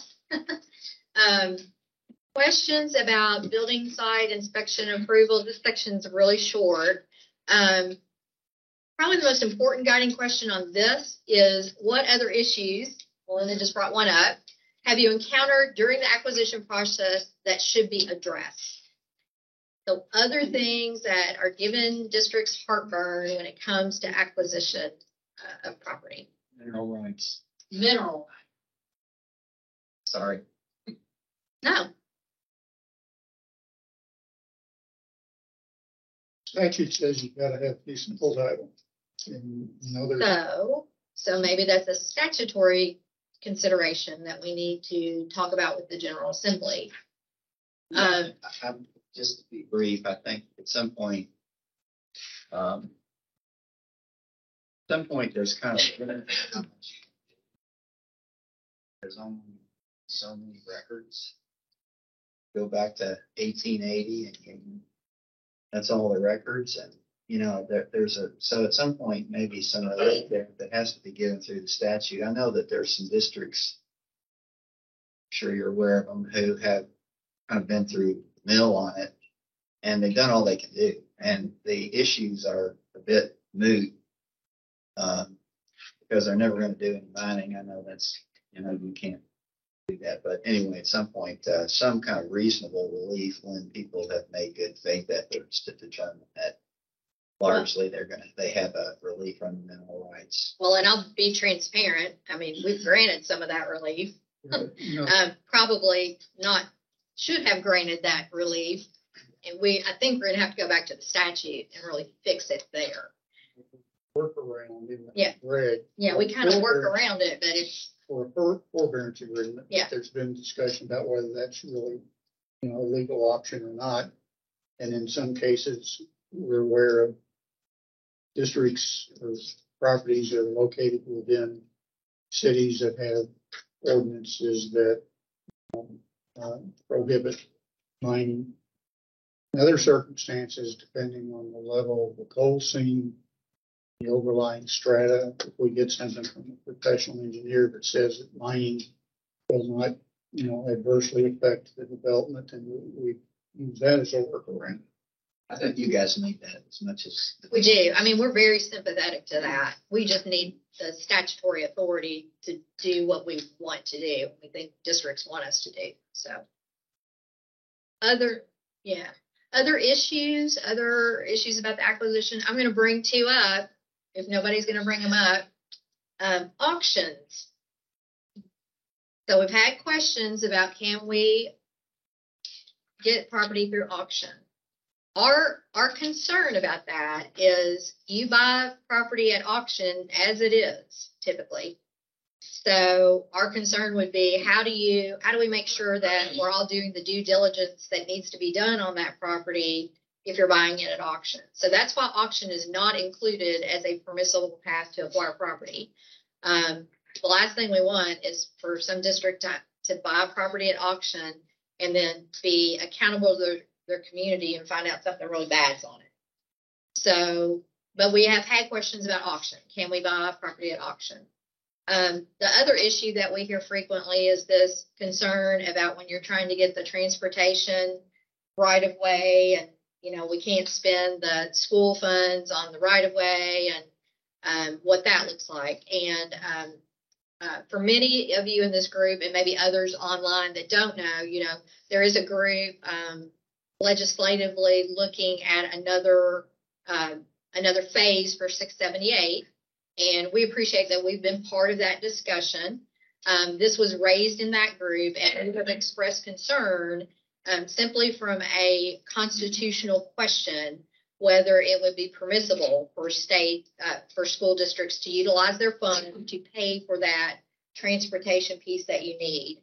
But we know that sometimes that is a impediment in for you to progress quickly, because everybody's pointing to the other person to pay for it, and then you're kind of stuck. So, but we do have a concern, and we have expressed that to the bill sponsor about just the constitutional question around that. Again, I think ideally the transportation cabinet would receive sufficient funding in order for that to happen, and happen in a expeditious manner for you. And so that's what we recommend, is the General Assembly consider making sure that the Transportation Cabinet has sufficient funds. And of course, we communicate with the Transportation Cabinet and we continue to do that. But there is a question about being able to use your school district funds to basically pay for that. So just in interest of disclosure, so everybody kind of hears that. Yeah, Tim, go ahead. Just consider the state transportation cabinet, like if we're building a school that just has access to a county road. A lot of times your fiscal court, luckily they work with us, but that's a lot of money for the fiscal court to have to come up with. Yeah.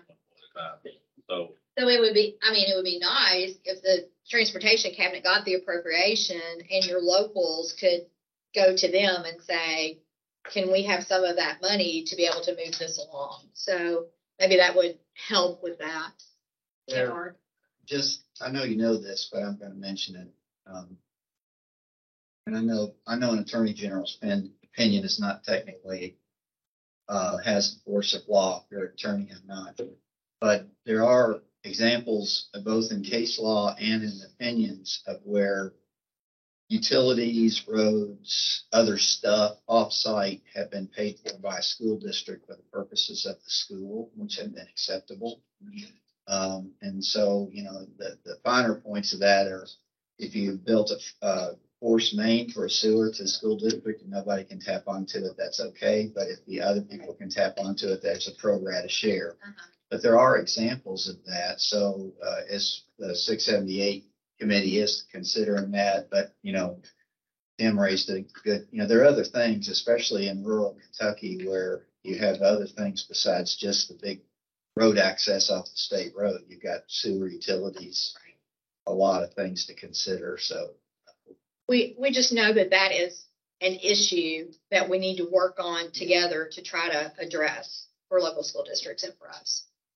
Okay, let's move on. We'll go to the planning manual and facilities analysis. And I think we're going back to John. All right. We're going to talk about model program spaces for, I think, a good portion of this next section. In fact, it's pretty much going to be a majority of what we're going to talk about. Oksana, are those spreadsheets available? Not just yet. But here's the story. All right.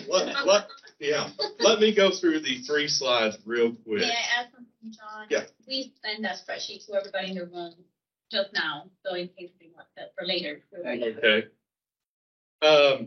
Well, I'm going to go through these 3 slides because model program space, that's a lot of information. That's a completely different meeting or multiple meetings up unto itself. I'm going to try to give you a very abridged version, and then I'm going to go through that Excel spreadsheet in a little more detail. So, and I'm going to try to do that quickly because I really want your all comments as much as more than anything. So, you see the title mentions 4170 and 4180 Chapter 3. In the current manual, Chapter 3 talks about the model program of spaces that helps create our elementary schools, middle schools, high schools, alternative schools, and the like. What informs the model program of spaces for 4180 and the planning manual comes from 702 KAR 4170. Or what's currently called the Construction Criteria Manual. So going through that and talking with people from the department that specialize in a lot of these areas and looking at a lot of things that have changed since these things have last been updated, we're looking at these adjustments and listing from the committee a couple of years back as well. The first slide there talks about increasing locally identified program space allowance. We are increasing that. And you will see that in elementary schools, it gives a higher percentage boost to the overall area of the space. For middles and high schools, you're not going to see quite as much of a bump when I get into those spreadsheets. But what happens is, if you see that third bullet point, or second and third bullet points, the career and technical education programs are under the OCTE, the Office of Career and Technical Education. We're trying to set ourselves aside up from that and have those programs have the jurisdiction through the Office of Career and Technical Education. So if you have a welding program, you would go to them. What are the requirements of that welding program? You have 1 program or 7 programs, and the space that you need for those programs are approved through that office. We're not necessarily telling you what that space is or what that program is. And we're taking that component out of the factor of what we review and what the minimums and maximums, if you are, of a program.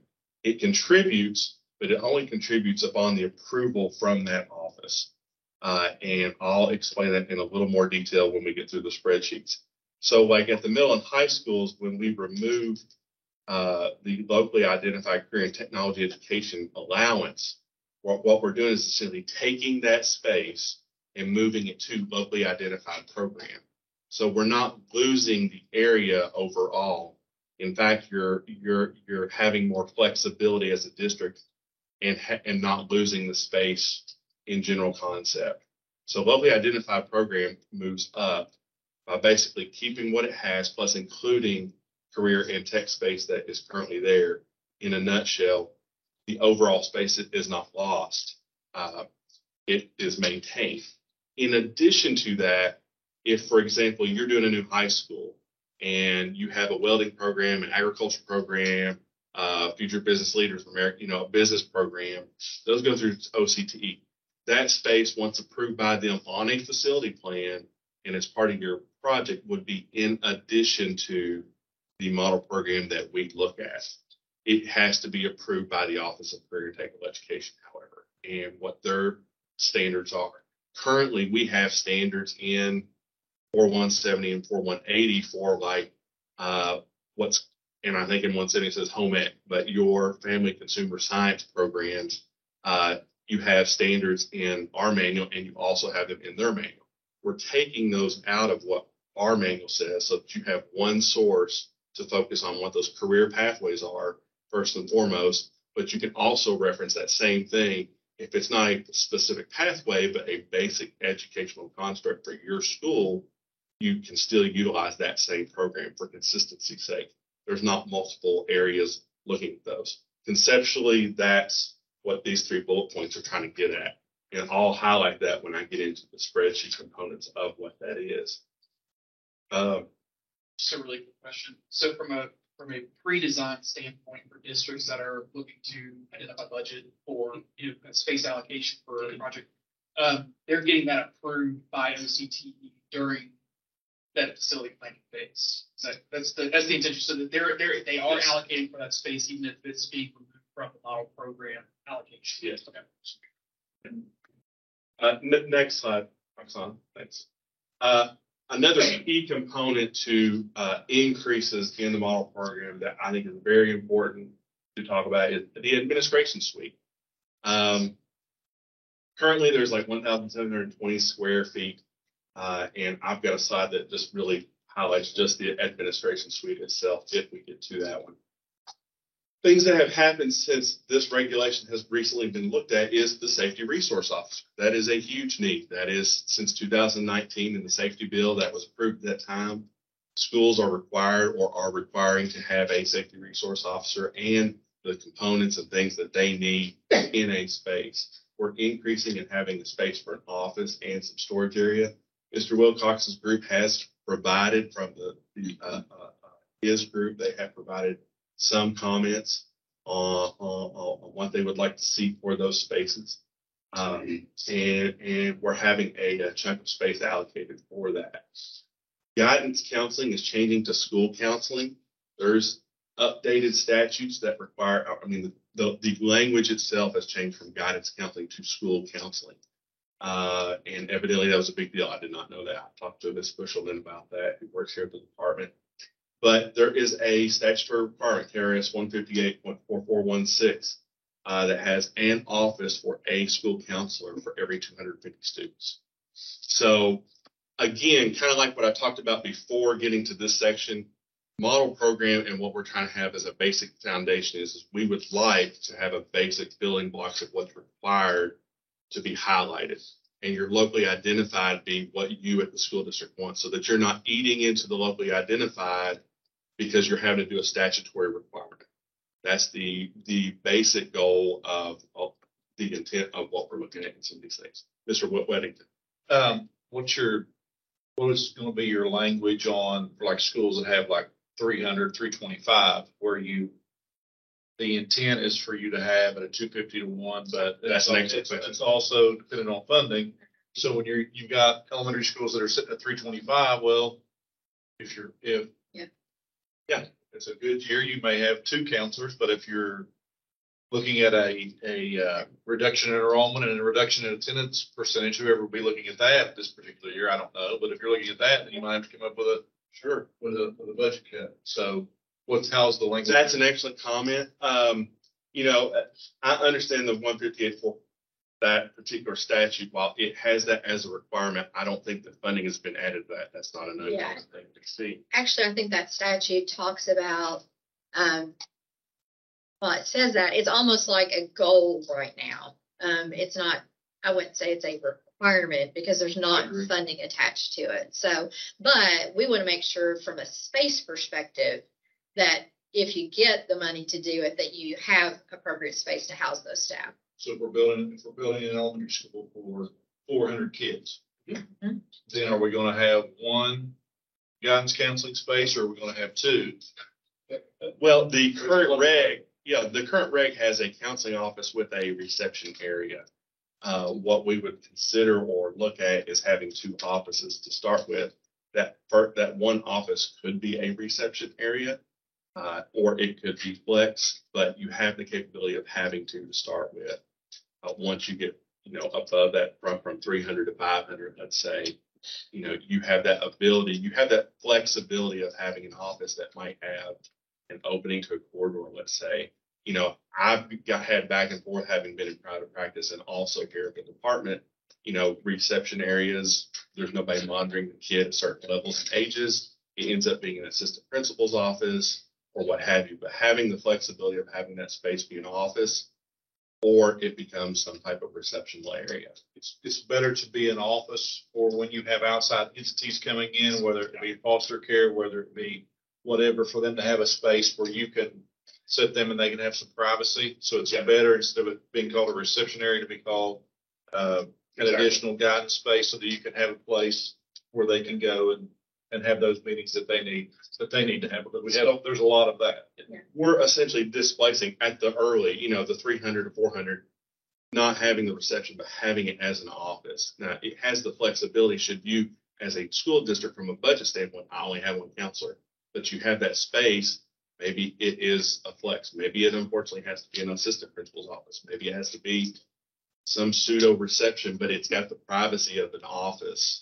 Should there be an aide or an assistant that helps that counselor at that time to shuffle people in from a discretion, to have some discretion with I would that. suggest that you give people an option of or part of.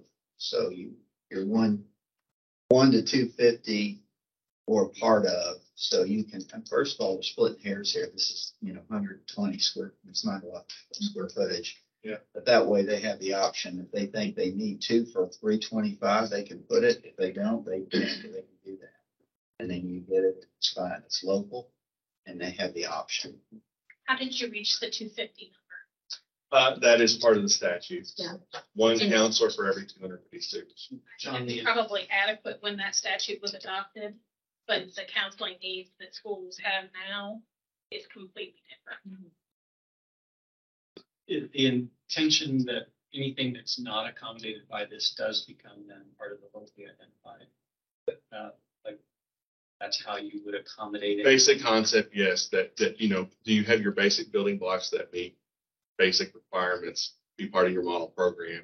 And your locally identified becomes, an allowance of things of what you want to do. What we've been seeing just as part of how school administrative functions work, that the struggling schools in particular, it might be a school of 300 students, but a struggling school starts to accrue support staff, but then you don't have accommodation. So how to deal with that kind of question? Yeah. How you accommodate Sure. the needs of a school that's got a whole bunch of administrative. Well, Yeah. one of the things that we have is, I don't know that it falls under these words, but it is the additional mental health support that we encountered because of COVID and safety tax that we have been fortunate enough to pass. But our additional support right now is 1 for 250 students on top of this school counseling. And so I'm out of it. And so our two newest buildings and Frederick Douglass High School, this was talked about a whole lot. And so we want to have administrative spaces near the kids and spread out in the building so that if you're having a bad day, Sure. you don't have to walk to the front. So we are put in probably 2.5 times what was in the model program for administrative areas because we're trying to help our kids.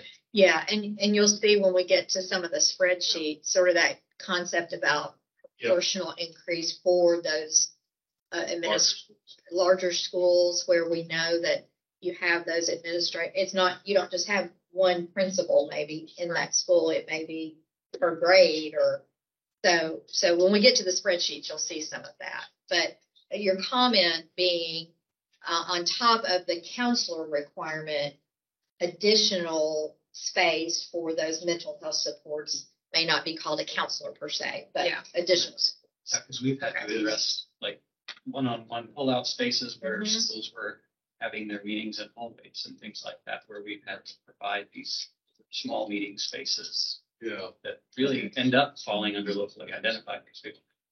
Okay.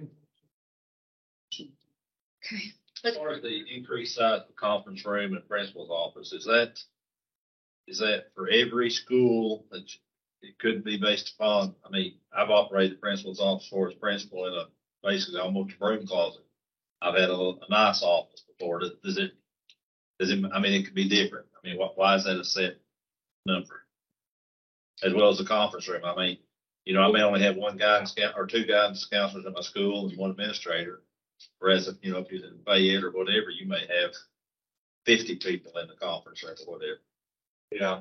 Well, and some of the conference room sizes, that used to be an SBDM like listing and some of that intent, and in talking to some of the SBDM persons here at the department, at SBDM used to have up to 18 members on it. And now it's likely up to 12, depending on the district, be less, but up to 12.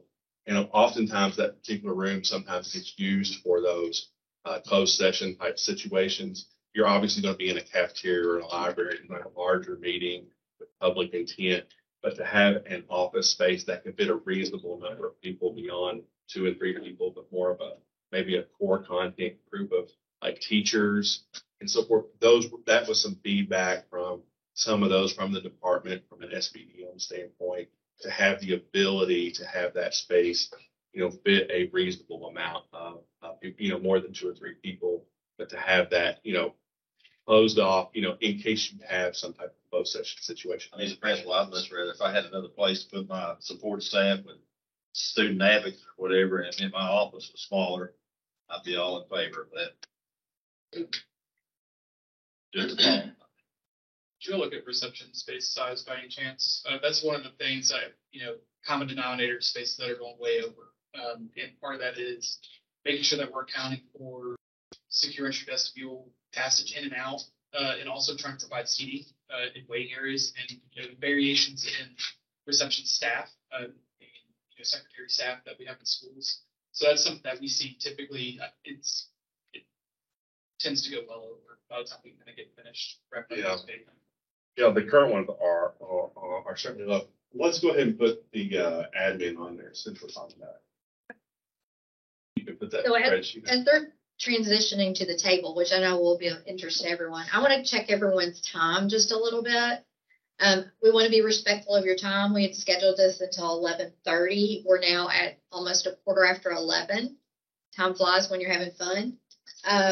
So just want to check your time if people need to leave at 11:30, but we are happy to keep going to get all the way through the material. So I don't want to dampen the conversation. I think we're having a good conversation, but I also want to be very respectful of your time. So with that, we'll go ahead and go to the chart. All right. Since we're on the admin topic, let's go ahead and go to the tab that says Admin Suite. And if you can zoom out a little bit to see a little bit more of it. All right. If you look on the left-hand side, this is a working table, if you will. You have your general office, your main entry, and Brian, to your question, no, you'll see current proposed.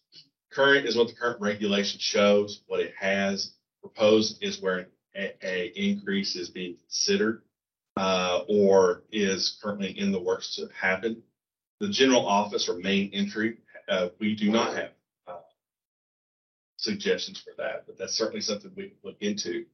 That's something I would tell you from someone like yourself, if you've got, some evidence that you can kind of show, are there some proportional numbers?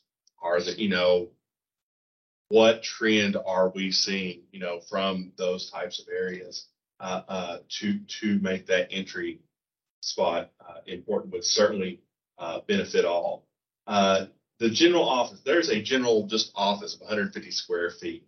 Now, while it shows proposed is, and I've got in parentheses, you might not be able to read it here in the room, you may be able to read it virtually. It says satellite. What we've got in here is we've got a basic office that starts with your initial 300 to 500 students. But as the schools get larger and as you get to your middle and high schools, the intent is once you get past 500 students, there was the notion of trying to increase as a baseline, adding a office so that you have what I keep saying is like a satellite office. It doesn't technically have to be, but you have that assistant principal in a wing for that freshman academy or what have you.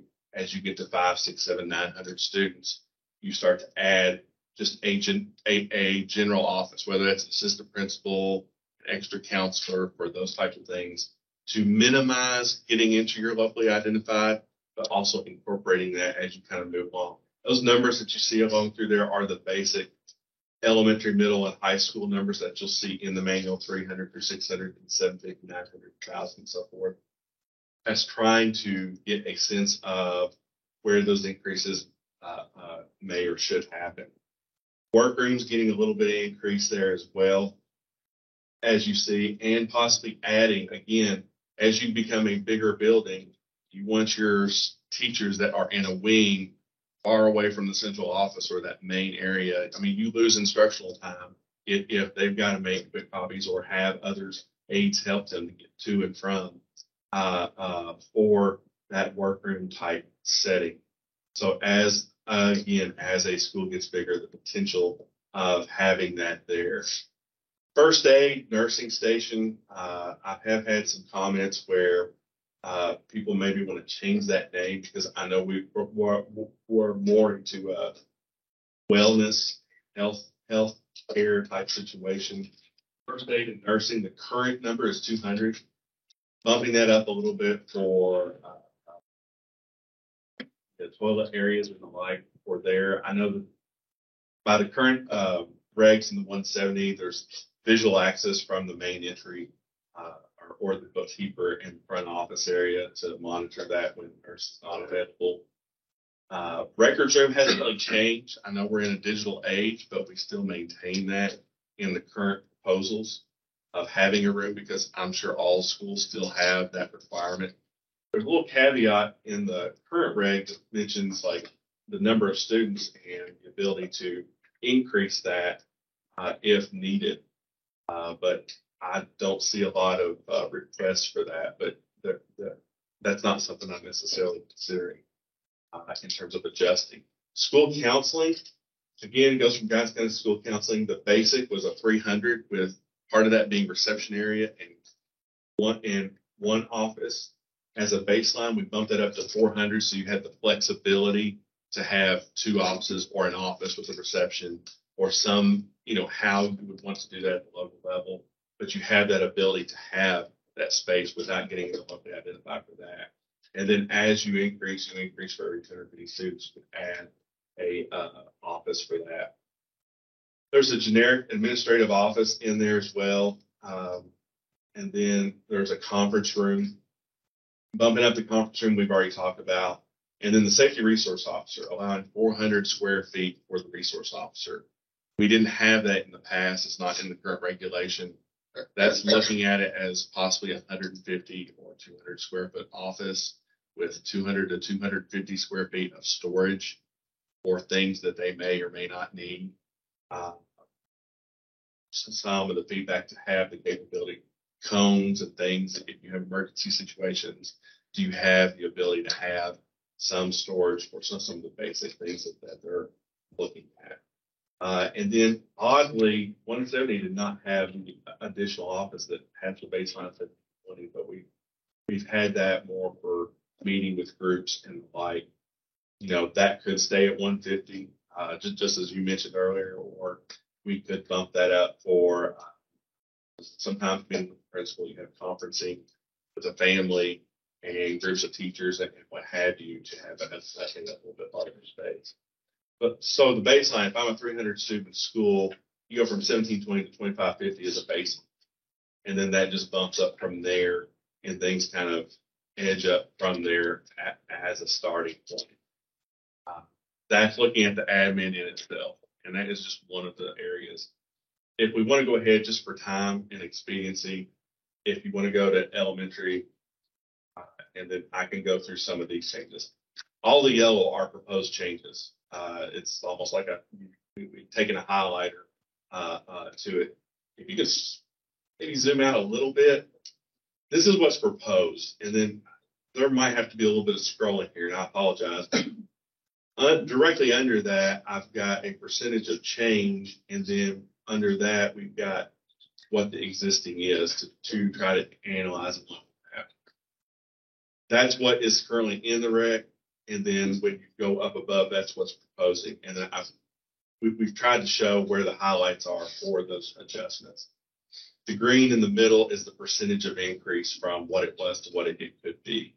And then scroll back up to the proposed. I'm just going to talk about the proposed, not necessarily the existing. That's there just to compare numbers and compare notes from one to the other.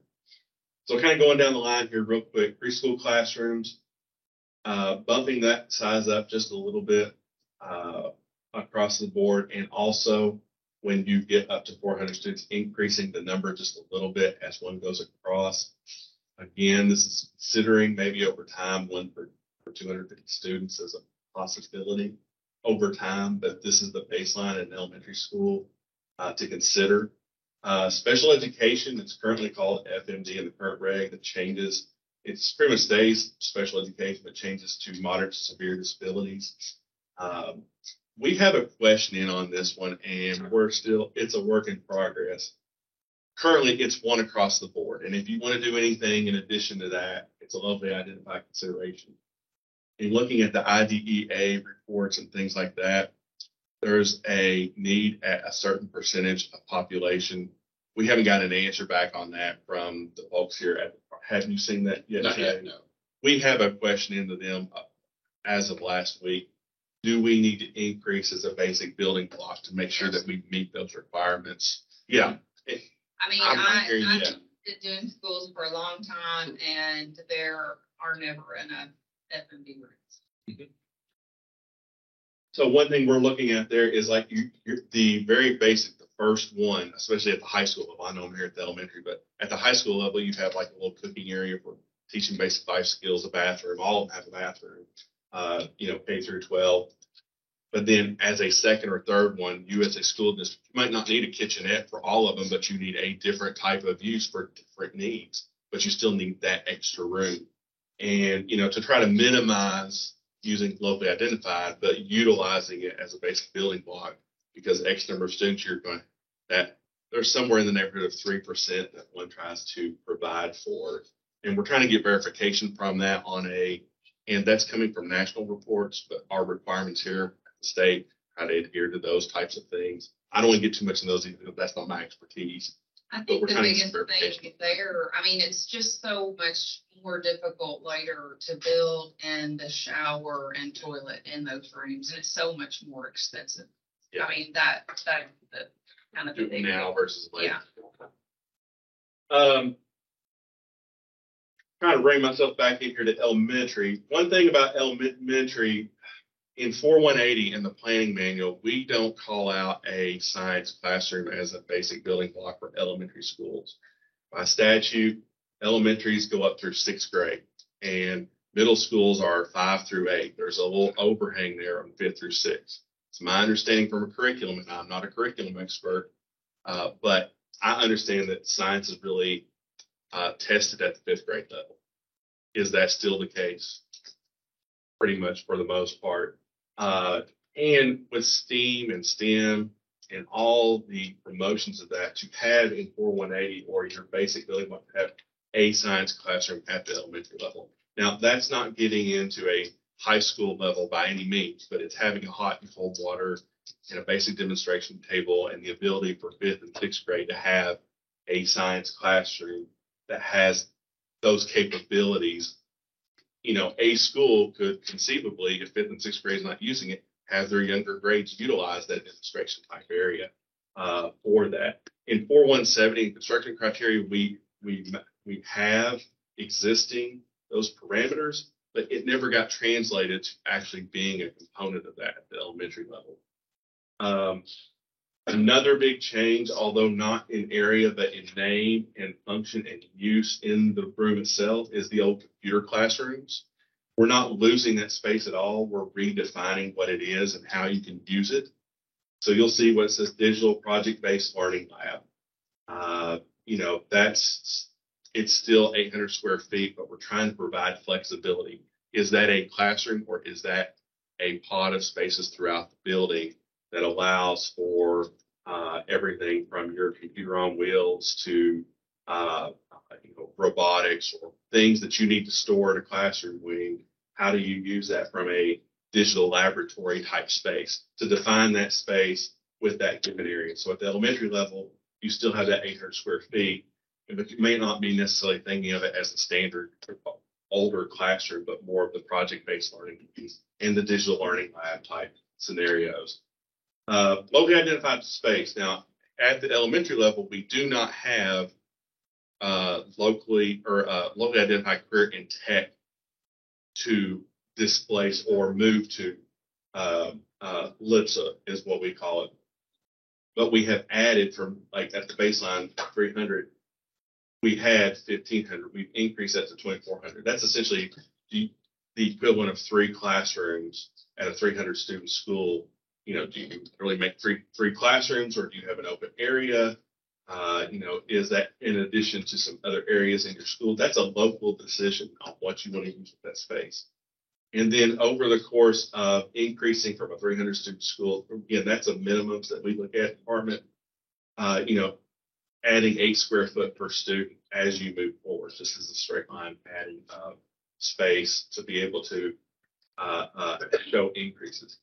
That, in addition to some things I'm about ready to touch base on, give a more significant increase at the elementary school as possibilities. But again, to kind of finish up the elementary here, I'll try to be a little bit quicker, but the Library Media Center is more of a library informational resource center. Again, the area is not changing there, but 4170, we're trying to allow the flexibility of what you're doing with that space. Kind of goes back with the digital lab itself. Would you rather have that centralized program in one location, or do you want to have that space with a centralized hub, but take some of that space out into wings and use it as a resource center for those particular classroom areas, a 4th grade or a 3rd grade or what have you. We've been getting a lot more of that over the last several years to try to provide flexibility of how you can use that space. But you've got to identify what that space is and where it's at in the building. Probably one of the bigger things, and this is going off experience as much as anything, is the physical education or the gym. As a baseline, we have 5,500 square feet in the existing. This is probably the biggest bump about anywhere, trying to get to 8,000 at the beginning as a baseline. That does a couple of things. It allows for like telescoping bleachers to be able to be pulled out for your student population without going over a playing surface. That's probably the largest bump that we show and have and are recommending. It reduces damage to those floors. It allows, if you don't have a setup where you're doing a stage, because that's still up identified at the elementary level, because it's not a requirement, we're not changing that. But if you wanted presentations that needed space, that you're using that gym floor in its fullness and keeping the student body off of that space. I can't tell you the number of projects I had time to get where that becomes an issue. I'm sure, Brian, you can comment on that as well. But, to try, and this is a number I need to double or even triple or quadruple check. Over the course, for every time you're adding students, you're having to add space. And it's really adding space for the bleachers to make those clearances happen. So as a school district, you have a facility that has the ability to seat people or even after hours and the use of a gym instead of having like 1 or 2 rows pulled out. It becomes more of a communal use. That's probably the largest square footage jump everywhere other than the locally identified and providing those. Let's move to middle school real quick. Yeah. Question. I appreciate the addition of the science class at the elementary level. This is probably less a square footage question than a space characteristics question. Would it be a fairly loose review of the space characteristics for those classrooms? Because right now, for instance, at the elementary level, you might see that used as a makerspace kind of space. Or a dry lab. Would there be consideration that fifth grade through seventh grade level, the district decides, does it get emergency shop, all of that kind of stuff? We're supposed to have that big problems for districts a lot of the time, especially for younger kids. Sure. That's an excellent question. I mean, like right now, for an elementary, it's basically a hot and cold water capability and a demonstration table and some extra storage just for, basic, there's no gas, there's no, fume hood or the level of complexities that you have at the older grades. It's just basic building blocks. I mean, that's something I think we want to double check to make sure if that's a requirement. But it's a very basic. Ask if you use the word science. Yeah. That's an excellent point. I think even something as simple as like a demonstration table, how that's defined in a space like that can change pretty dramatically between schools, specific instructors, and how they tend to use that space. So, but I agree. I applaud adding that in there. I mean, we've seen that across the board at all elementary schools. They need science and or STEM space, and it's having played out. All right, so I'm gonna be the bad guy here. Scroll up there a little bit. Whoever's got control, go back to elementary, because that's what I got on my phone, just so I can get my data correct. Down at the bottom where you got the green percent increase right there. So I'm not disagreeing with adding some of these spaces, but you're adding 17% to the minimum requirement to a building that we already can't afford. We just added another 5.2 million. I just 5.2 million by adding that square footage. So if you figure 400 square foot, not being. No, it's a good point. I mean, we built, everybody's building, but we built our last elementary building for $225 a square foot. Now we're building them now 400, 500. We just building a central office right now. It's $420 some. Yeah. So now we've just added 5.2 million for your smaller districts whose bonding capacity, that's not even the bonding capacity right now. Yeah. Yeah, I will say the locally identified, you had the flexibility to not do that area. It is there and available for use. However, that's only a part of this puzzle. And, getting back to the physical education, I mean, would you want that to be a flexibility of use or? You hit the nail on the head. I built 2 new elementary buildings, and both of them, the bleachers will. Feature. So, right up. Yeah. But I agree. I agree with everything you said, but I'm gonna point out the other side of it too. 5.2 million. That also makes a need go up, doesn't it? For accountability for General Assembly. Sure. So I would just one comment. I told Robin this, and I'll write you, but I know these have sometimes been used differently, being more prescriptive, but they do say model plans.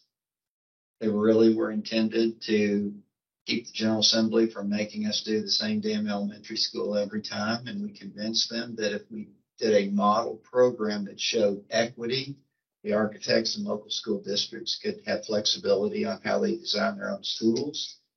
They really were a guideline, sorry. And I think maybe we should think about that as we go forward. If we can do all of this to the guy, if it's a guideline and still not have that, right? So just, I think the key word is flexibility, right, Jamie? Yeah. And I think at some point you do want to have, but how about this? How about I'm a school district and my curriculum is completely different. I don't want to do any of this stuff. I want to do something completely different. Is that allowable? I would say it needs to be looked at on its own merit, and maybe we can. How do we have innovation if we stamp everything into a thing? So I just going forward, I think maybe to, yes, we do need to have basic building blocks for the needs assessment for accountability. Yes, we need to have, people come from Tennessee and say, hey, we love it. You tell us, you show us how to design a school. Architects say, we don't have this in Tennessee, right?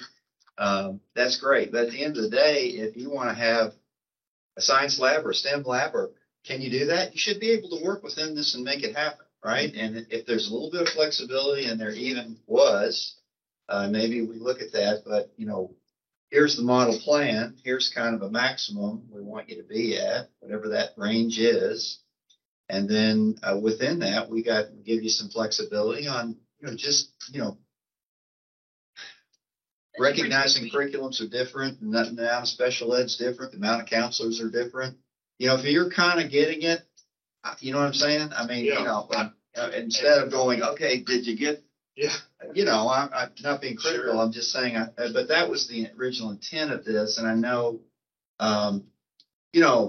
people came in, and again, this is not being critical or comparing anything, but just trying to tell you what happens. Somebody says, we're doing wireless systems in all the classrooms. We don't need a computer lab to say, well, fine.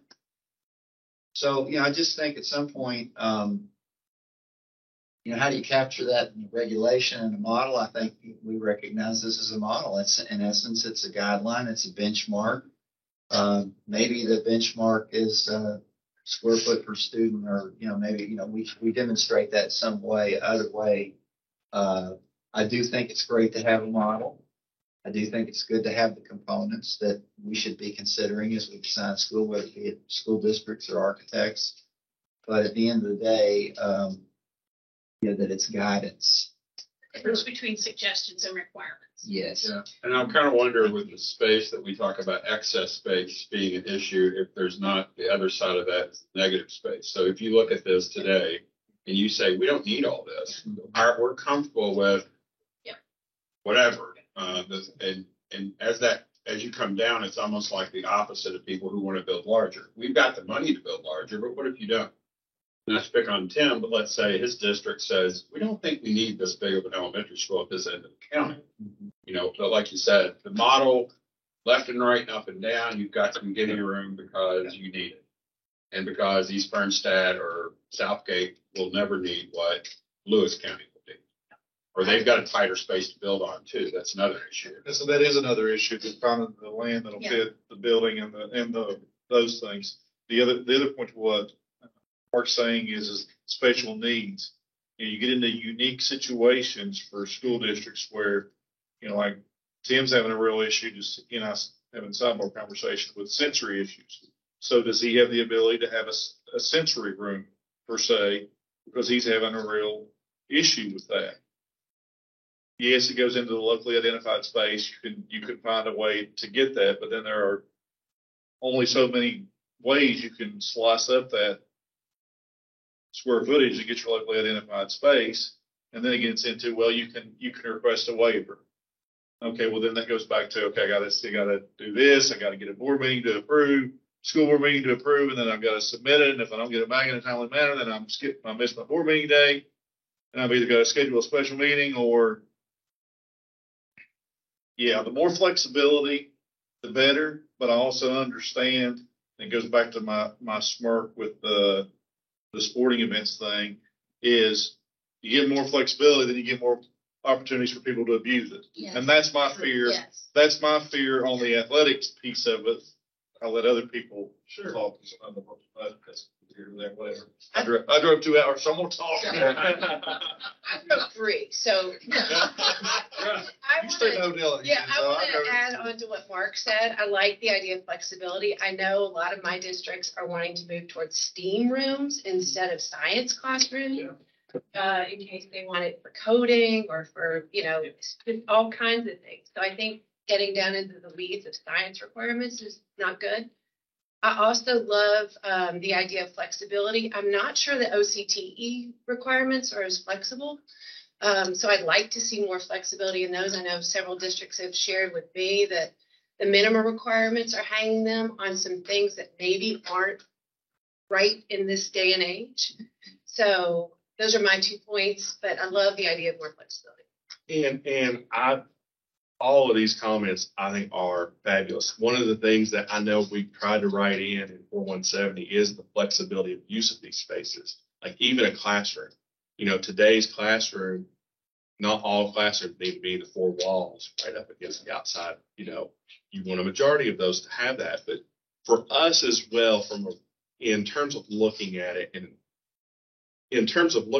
reporting on it versus designing and using it and having some language that helps bring all that together, we're trying to add this very language of flexibility. So like, for example, if you have the science component in the digital learning lab, you as a district, you might have, some type of STEM type program that you really want to take the total area of that space and create a larger area. I don't know that we would want to disagree with that, but what from our perspective is can you say you're taking from those two to create that space? You might call it something else at the local level, but for reporting purposes, from a baseline for consistency for what we need, do you have this big open space that's really a digital learning lab / library / that science, we probably do need to change. I think it's an economy, maybe it's not science more than it is some type of labs type space to meet those science requirements, if you will. Can you just take those areas and define them from a reporting standpoint, but be able to create those into a larger area or, to actually have the feasibility at the local level to make those things happen. So that we're not getting into 500,000 square foot building for 300 students, but we're still in those ranges, but you have the flexibility in design to make that happen. All are excellent.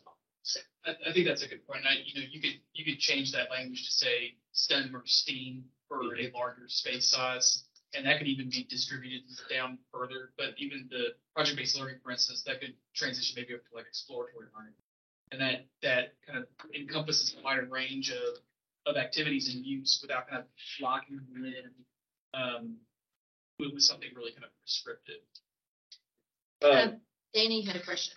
So I have a question. You guys may answer this going forward, but what is your time frame for these changes to the model program, and how do they impact projects that are currently in design or even construction?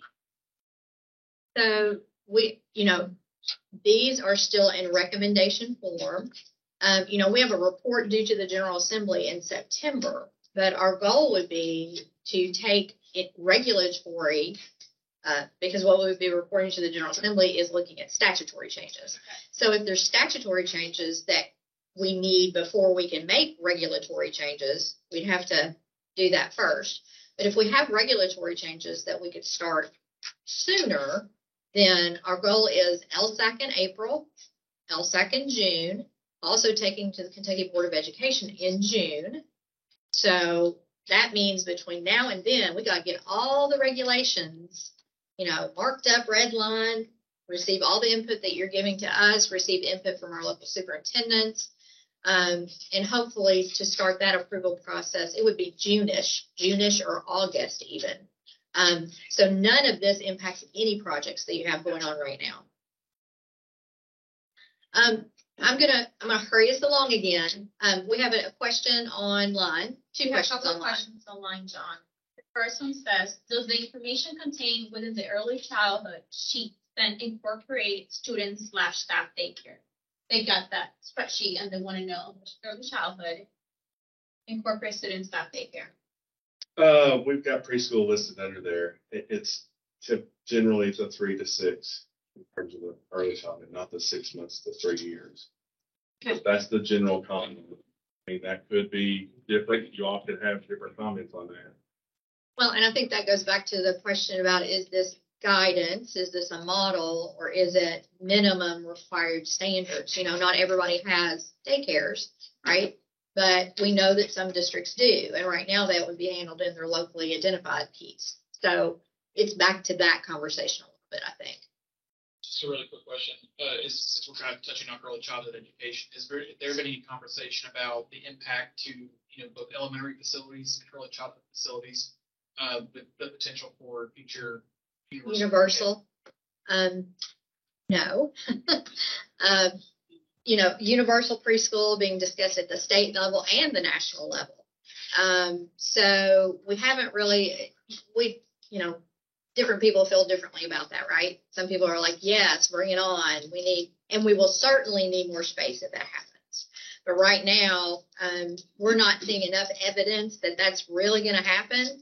I think we keep it on our radar because as those conversations continue and start ramping up, if it feels like, yeah, there's going to be some money for that, I think we definitely add that in as a conceptually that we're going to need a lot more space and we have a lot more preschoolers.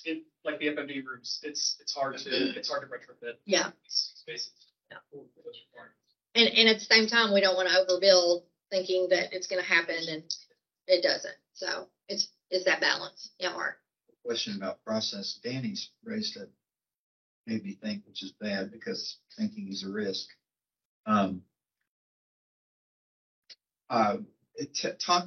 us about, are you going to kind of produce some minutes and maybe some information you can ship out to all the school districts about what this committee's kind of doing and discussing? I think it would really be good if we, in just general terms, like an executive summary. Yeah. I'm just recommend. I was just thinking, there are a lot of projects going on. What about that? And what about the other people who are not have the, are beneficial to be here and hear what's going on and what's being discussed? I think it would be great if somehow. Yeah, of course. We'll take minutes from today's meeting and the materials will be available. Of course, for the local superintendent's advisory council, it is open to the public. Everyone can listen in. It will be advertised. So the discussions that happen there, discussions of the state board are public and open. Everyone can talk there. We will post information. We can post information on our website so that people can see our PowerPoint that we've had today. So we have lots of places that we can get the word out of what's going on. So in addition, and the meeting is also being recorded today. And I'm wondering if you're actually asking if the district's got a project maybe coming up, do they wait, to see if this would benefit them down the road? So, well, the regulatory process, just for all of us to kind of keep that in mind, it takes almost a year to get regulations done. So, for people that are in current projects, unfortunately, I don't know that anything that we would get, would be done in less than a year or 9 months at least. So. I don't want anybody to wait right now, but that's a point. I guess really I'm thinking more about information. Just not sound the wrong way, but if it's posted on our website, how many people are going to look at that? Not me, but if I get a communication, I will. So I just kind of think about what's appropriate. Yeah, we're happy to let superintendents know. I know I have been sharing with superintendents about this meeting. So I know many of them know that this meeting was occurring, and we're happy to provide the recording and the minutes and everything. Let's move along. Oksana, do we have another question? Okay, Are this required spaces for new building/renovation? The proposed square footage and minimum area.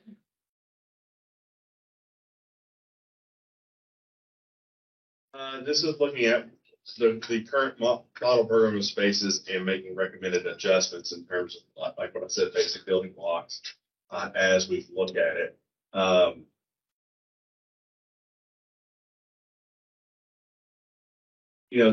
This ends up giving that range in terms of a, I guess you could say, minimum maximum requirement. This is a minimum to start with, but when you look at the gross areas, it does approach maximums based on the number of students served and the programs that you're compared to the efficiencies of the building and everything that's within that. Within the tables that you're looking at. So like if you had that 100 student facility that's showing up on the screen right now, ideally your total gross area for those 100 students would be 54. If you get all of the areas that you have within that range. Now that's 100% of a new facility, but we compare existing and the needs for additions to what a new would be for student served. it helps inform renovations and additions to meet basic requirements in terms of an existing or addition standpoint. So part of the timeliness is my fault because I thought it was really important that you saw some of these boxes with numbers in them so we could have this discussion. And we've taken your feedback, encouragement to think about more flexibility or as much flexibility as possible. I really appreciate Super Weddington being the bad guy in the room on taking some of this stuff and saying, but think about this, think about this. Because in providing flexibility and more and more and more, you have to realize that, number one, the General Assembly may look at this and say, oh my gosh, what are you all building over there? Number two, there's not going to be enough money to do this. And so are we creating, one of the things that we really try to make sure is we always think about equity for students. Equity for students, no matter where they're located. So we have to keep that in mind. And we can't just say, create the situation of the haves and the have-nots. So part of it, of the timeliness today is my fault in making sure that we had this really open and good discussion and appreciate what you've shared with us so far. So we're taking all this and thinking about this flexibility as really being the number one thing that I'm hearing from people today. Let's go quickly. We're going to run through capital construction. I'm going to skip over. If we can get to slide 20, maybe. One thing, if you can, as you submit things to us from the discussion we just had, are there things we have left out? Are there things that you think should be part of the minimum basic building blocks? And we've had a lot of that discussion already. But have we left some things out so that you don't have to cover those in your locally identified stuff? So if you'll scribble those notes on your paper today or send back to us electronically, we just want to make sure we haven't left out anything that people that are in those school buildings every single day, how you actually operate and function. We don't want to miss anything. Let's go to capital construction, and we're going to breeze through it really fast. Yes, ma'am. Okay? Okay, basically, most of the functions that the department has historically done have been moved to the local level, consistent with House Bill 678. We've emphasized the board's responsibility related to compliance with statutes and regulations and the constitutional use of funds. As a result of projects that we've seen resulting from the tornadoes in western Kentucky, flooding in eastern Kentucky, we've separated processes for emergency projects. They're essentially things that immediately need to be done and those that require design and will be done over an extended period of time. We've adjusted language for procurement of architectural and construction management services. Slide, please. We raised the cost threshold from $2 million to $5 million construction manager projects. We're adding construction manager's constructor option. And in terms of review, last review by incorporating schematic and design development process in one review. We added a new section for purchase agreements. Next slide, please. Rick, what are you adding to the cooperative purchase agreement? What's the addition? Basically, format for local review. It sort of aligns with other construction projects. The cooperative purchasing basically, in our opinion, only removes the advertising and bidding requirements, but the contractual obligations of districts in the design professional group remain. Greg, what is So it's still permissible. what is the benefit or liability? Why is there a state level concern about when a district engages in construction? That's a local decision. And what we've done, we've added an option. Right now, we only recognize construction manager as advisor, and construction manager's constructor essentially rolls up all those bid packages and makes construction manager or general contractor at the end of the bid. It's the threshold number that I was. Oh, well, when we revised the reg in 13, it was 2 million. And what has changed? Construction costs have escalated. There's some discussion about potentially further there's 2 criteria for construction. One is phase projects, right? The other is complexity and financial soundness. So districts have the opportunity to use those go below that threshold if they desire to. Does that make sense? It does. Yeah, and there's a specific situation I'm thinking of where 3 projects are going on, and a 4th project is a $3 million project.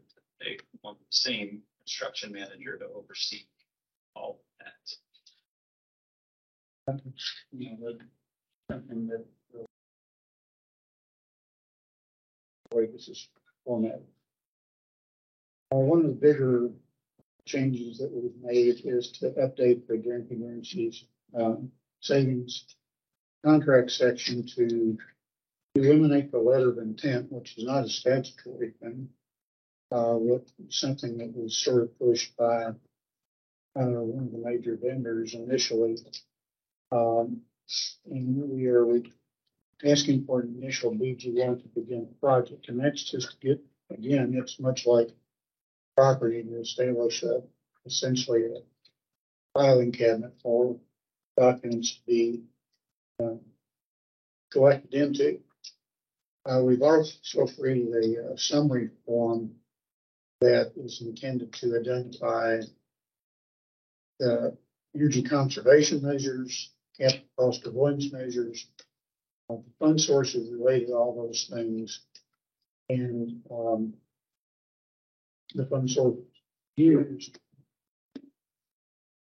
DFP priorities to one funds DFP priorities are still linked statutorily. And the statute also requires energy conservation measures to be at least half of the total cost of the project. So this form helps the district evaluate compliance with those statutory requirements.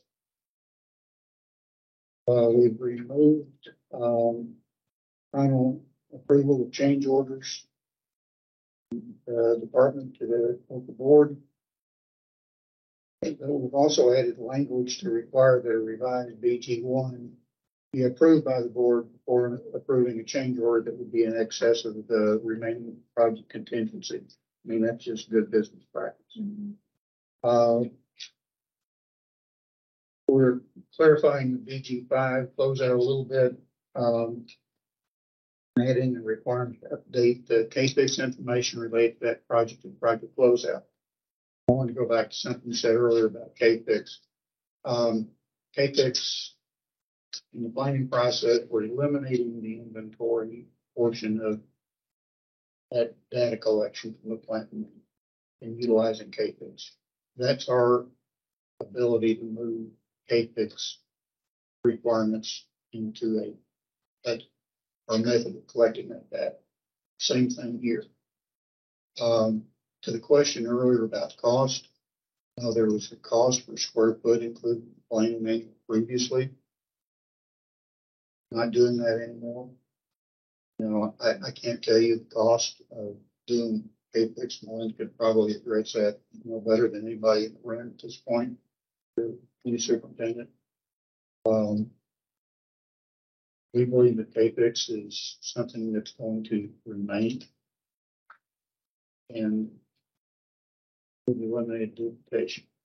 But we're also trying to give ourselves some leverage to collect that information through DFP and through construction.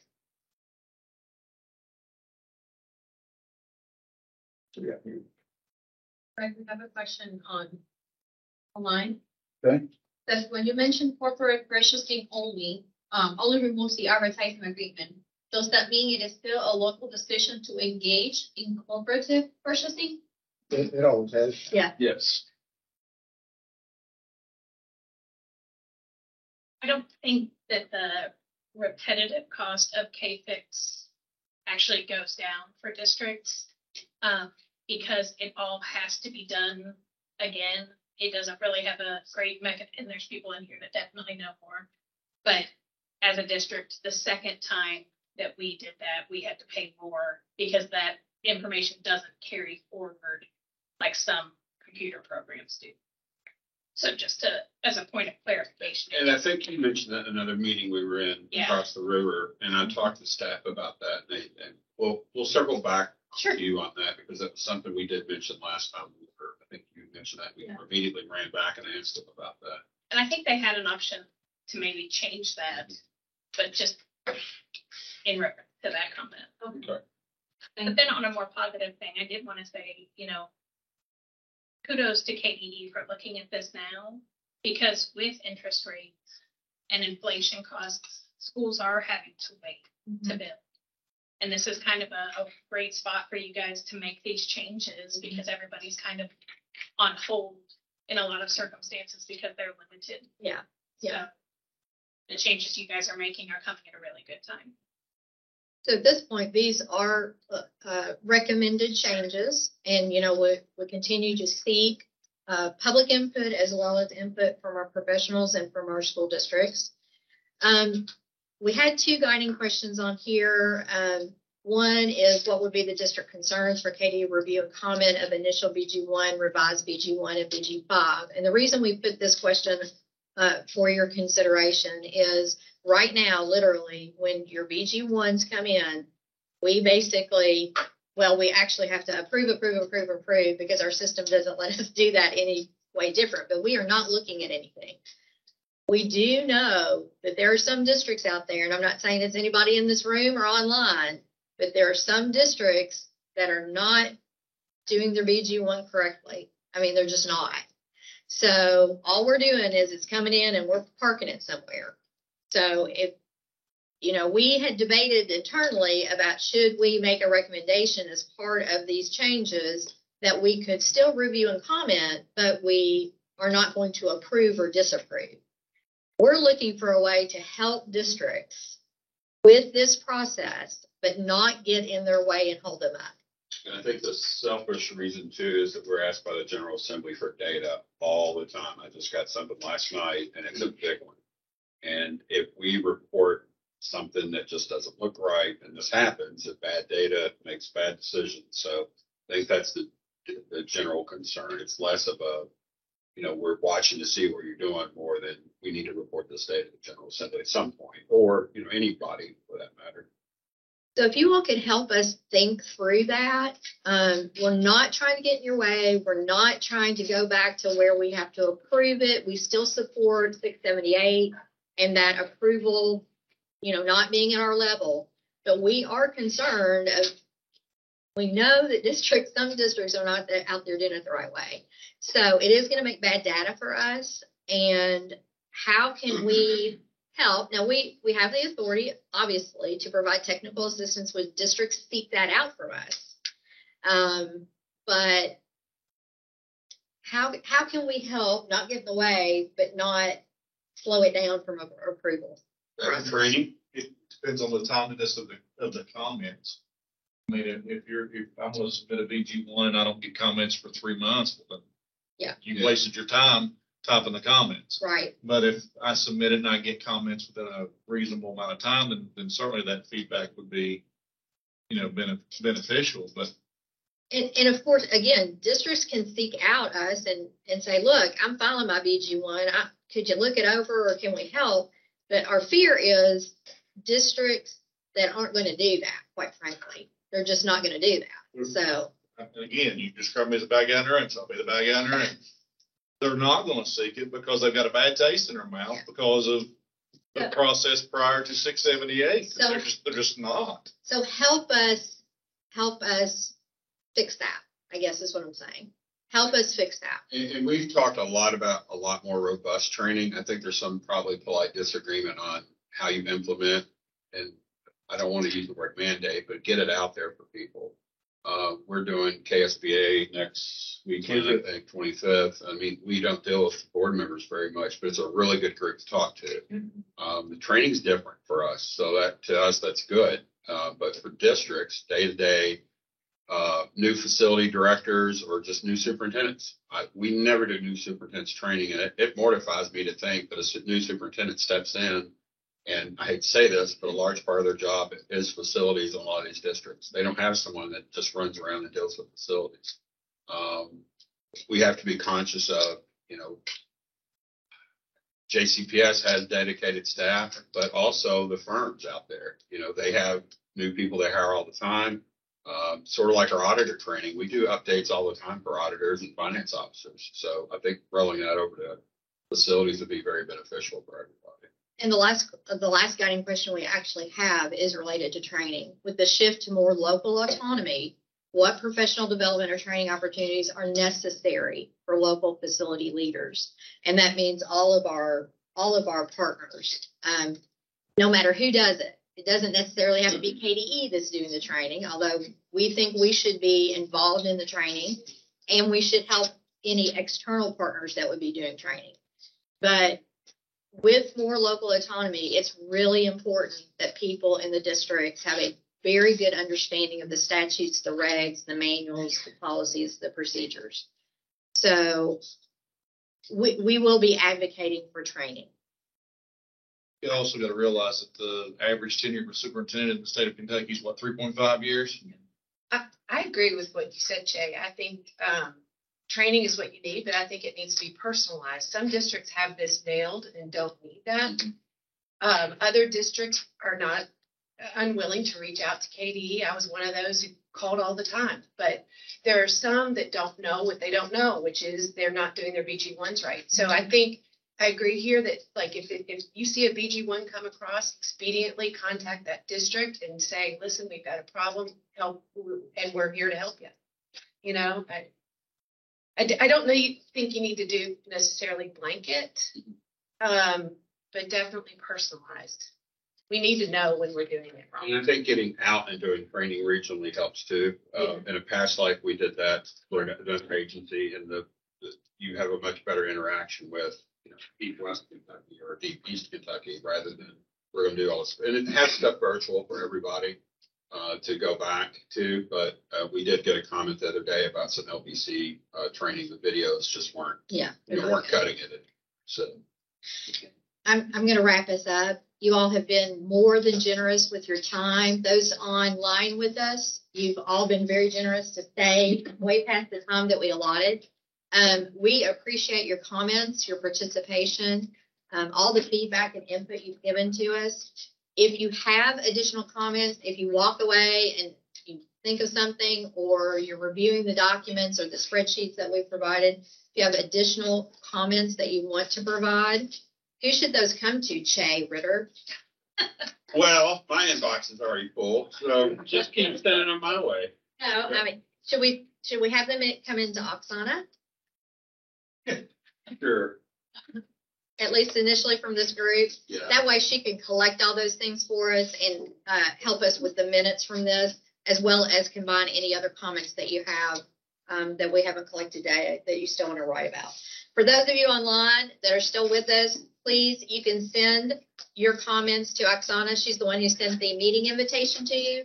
So her email address is online. So you'll find it there. Thank you all so much for coming. Thank you all. Thank you.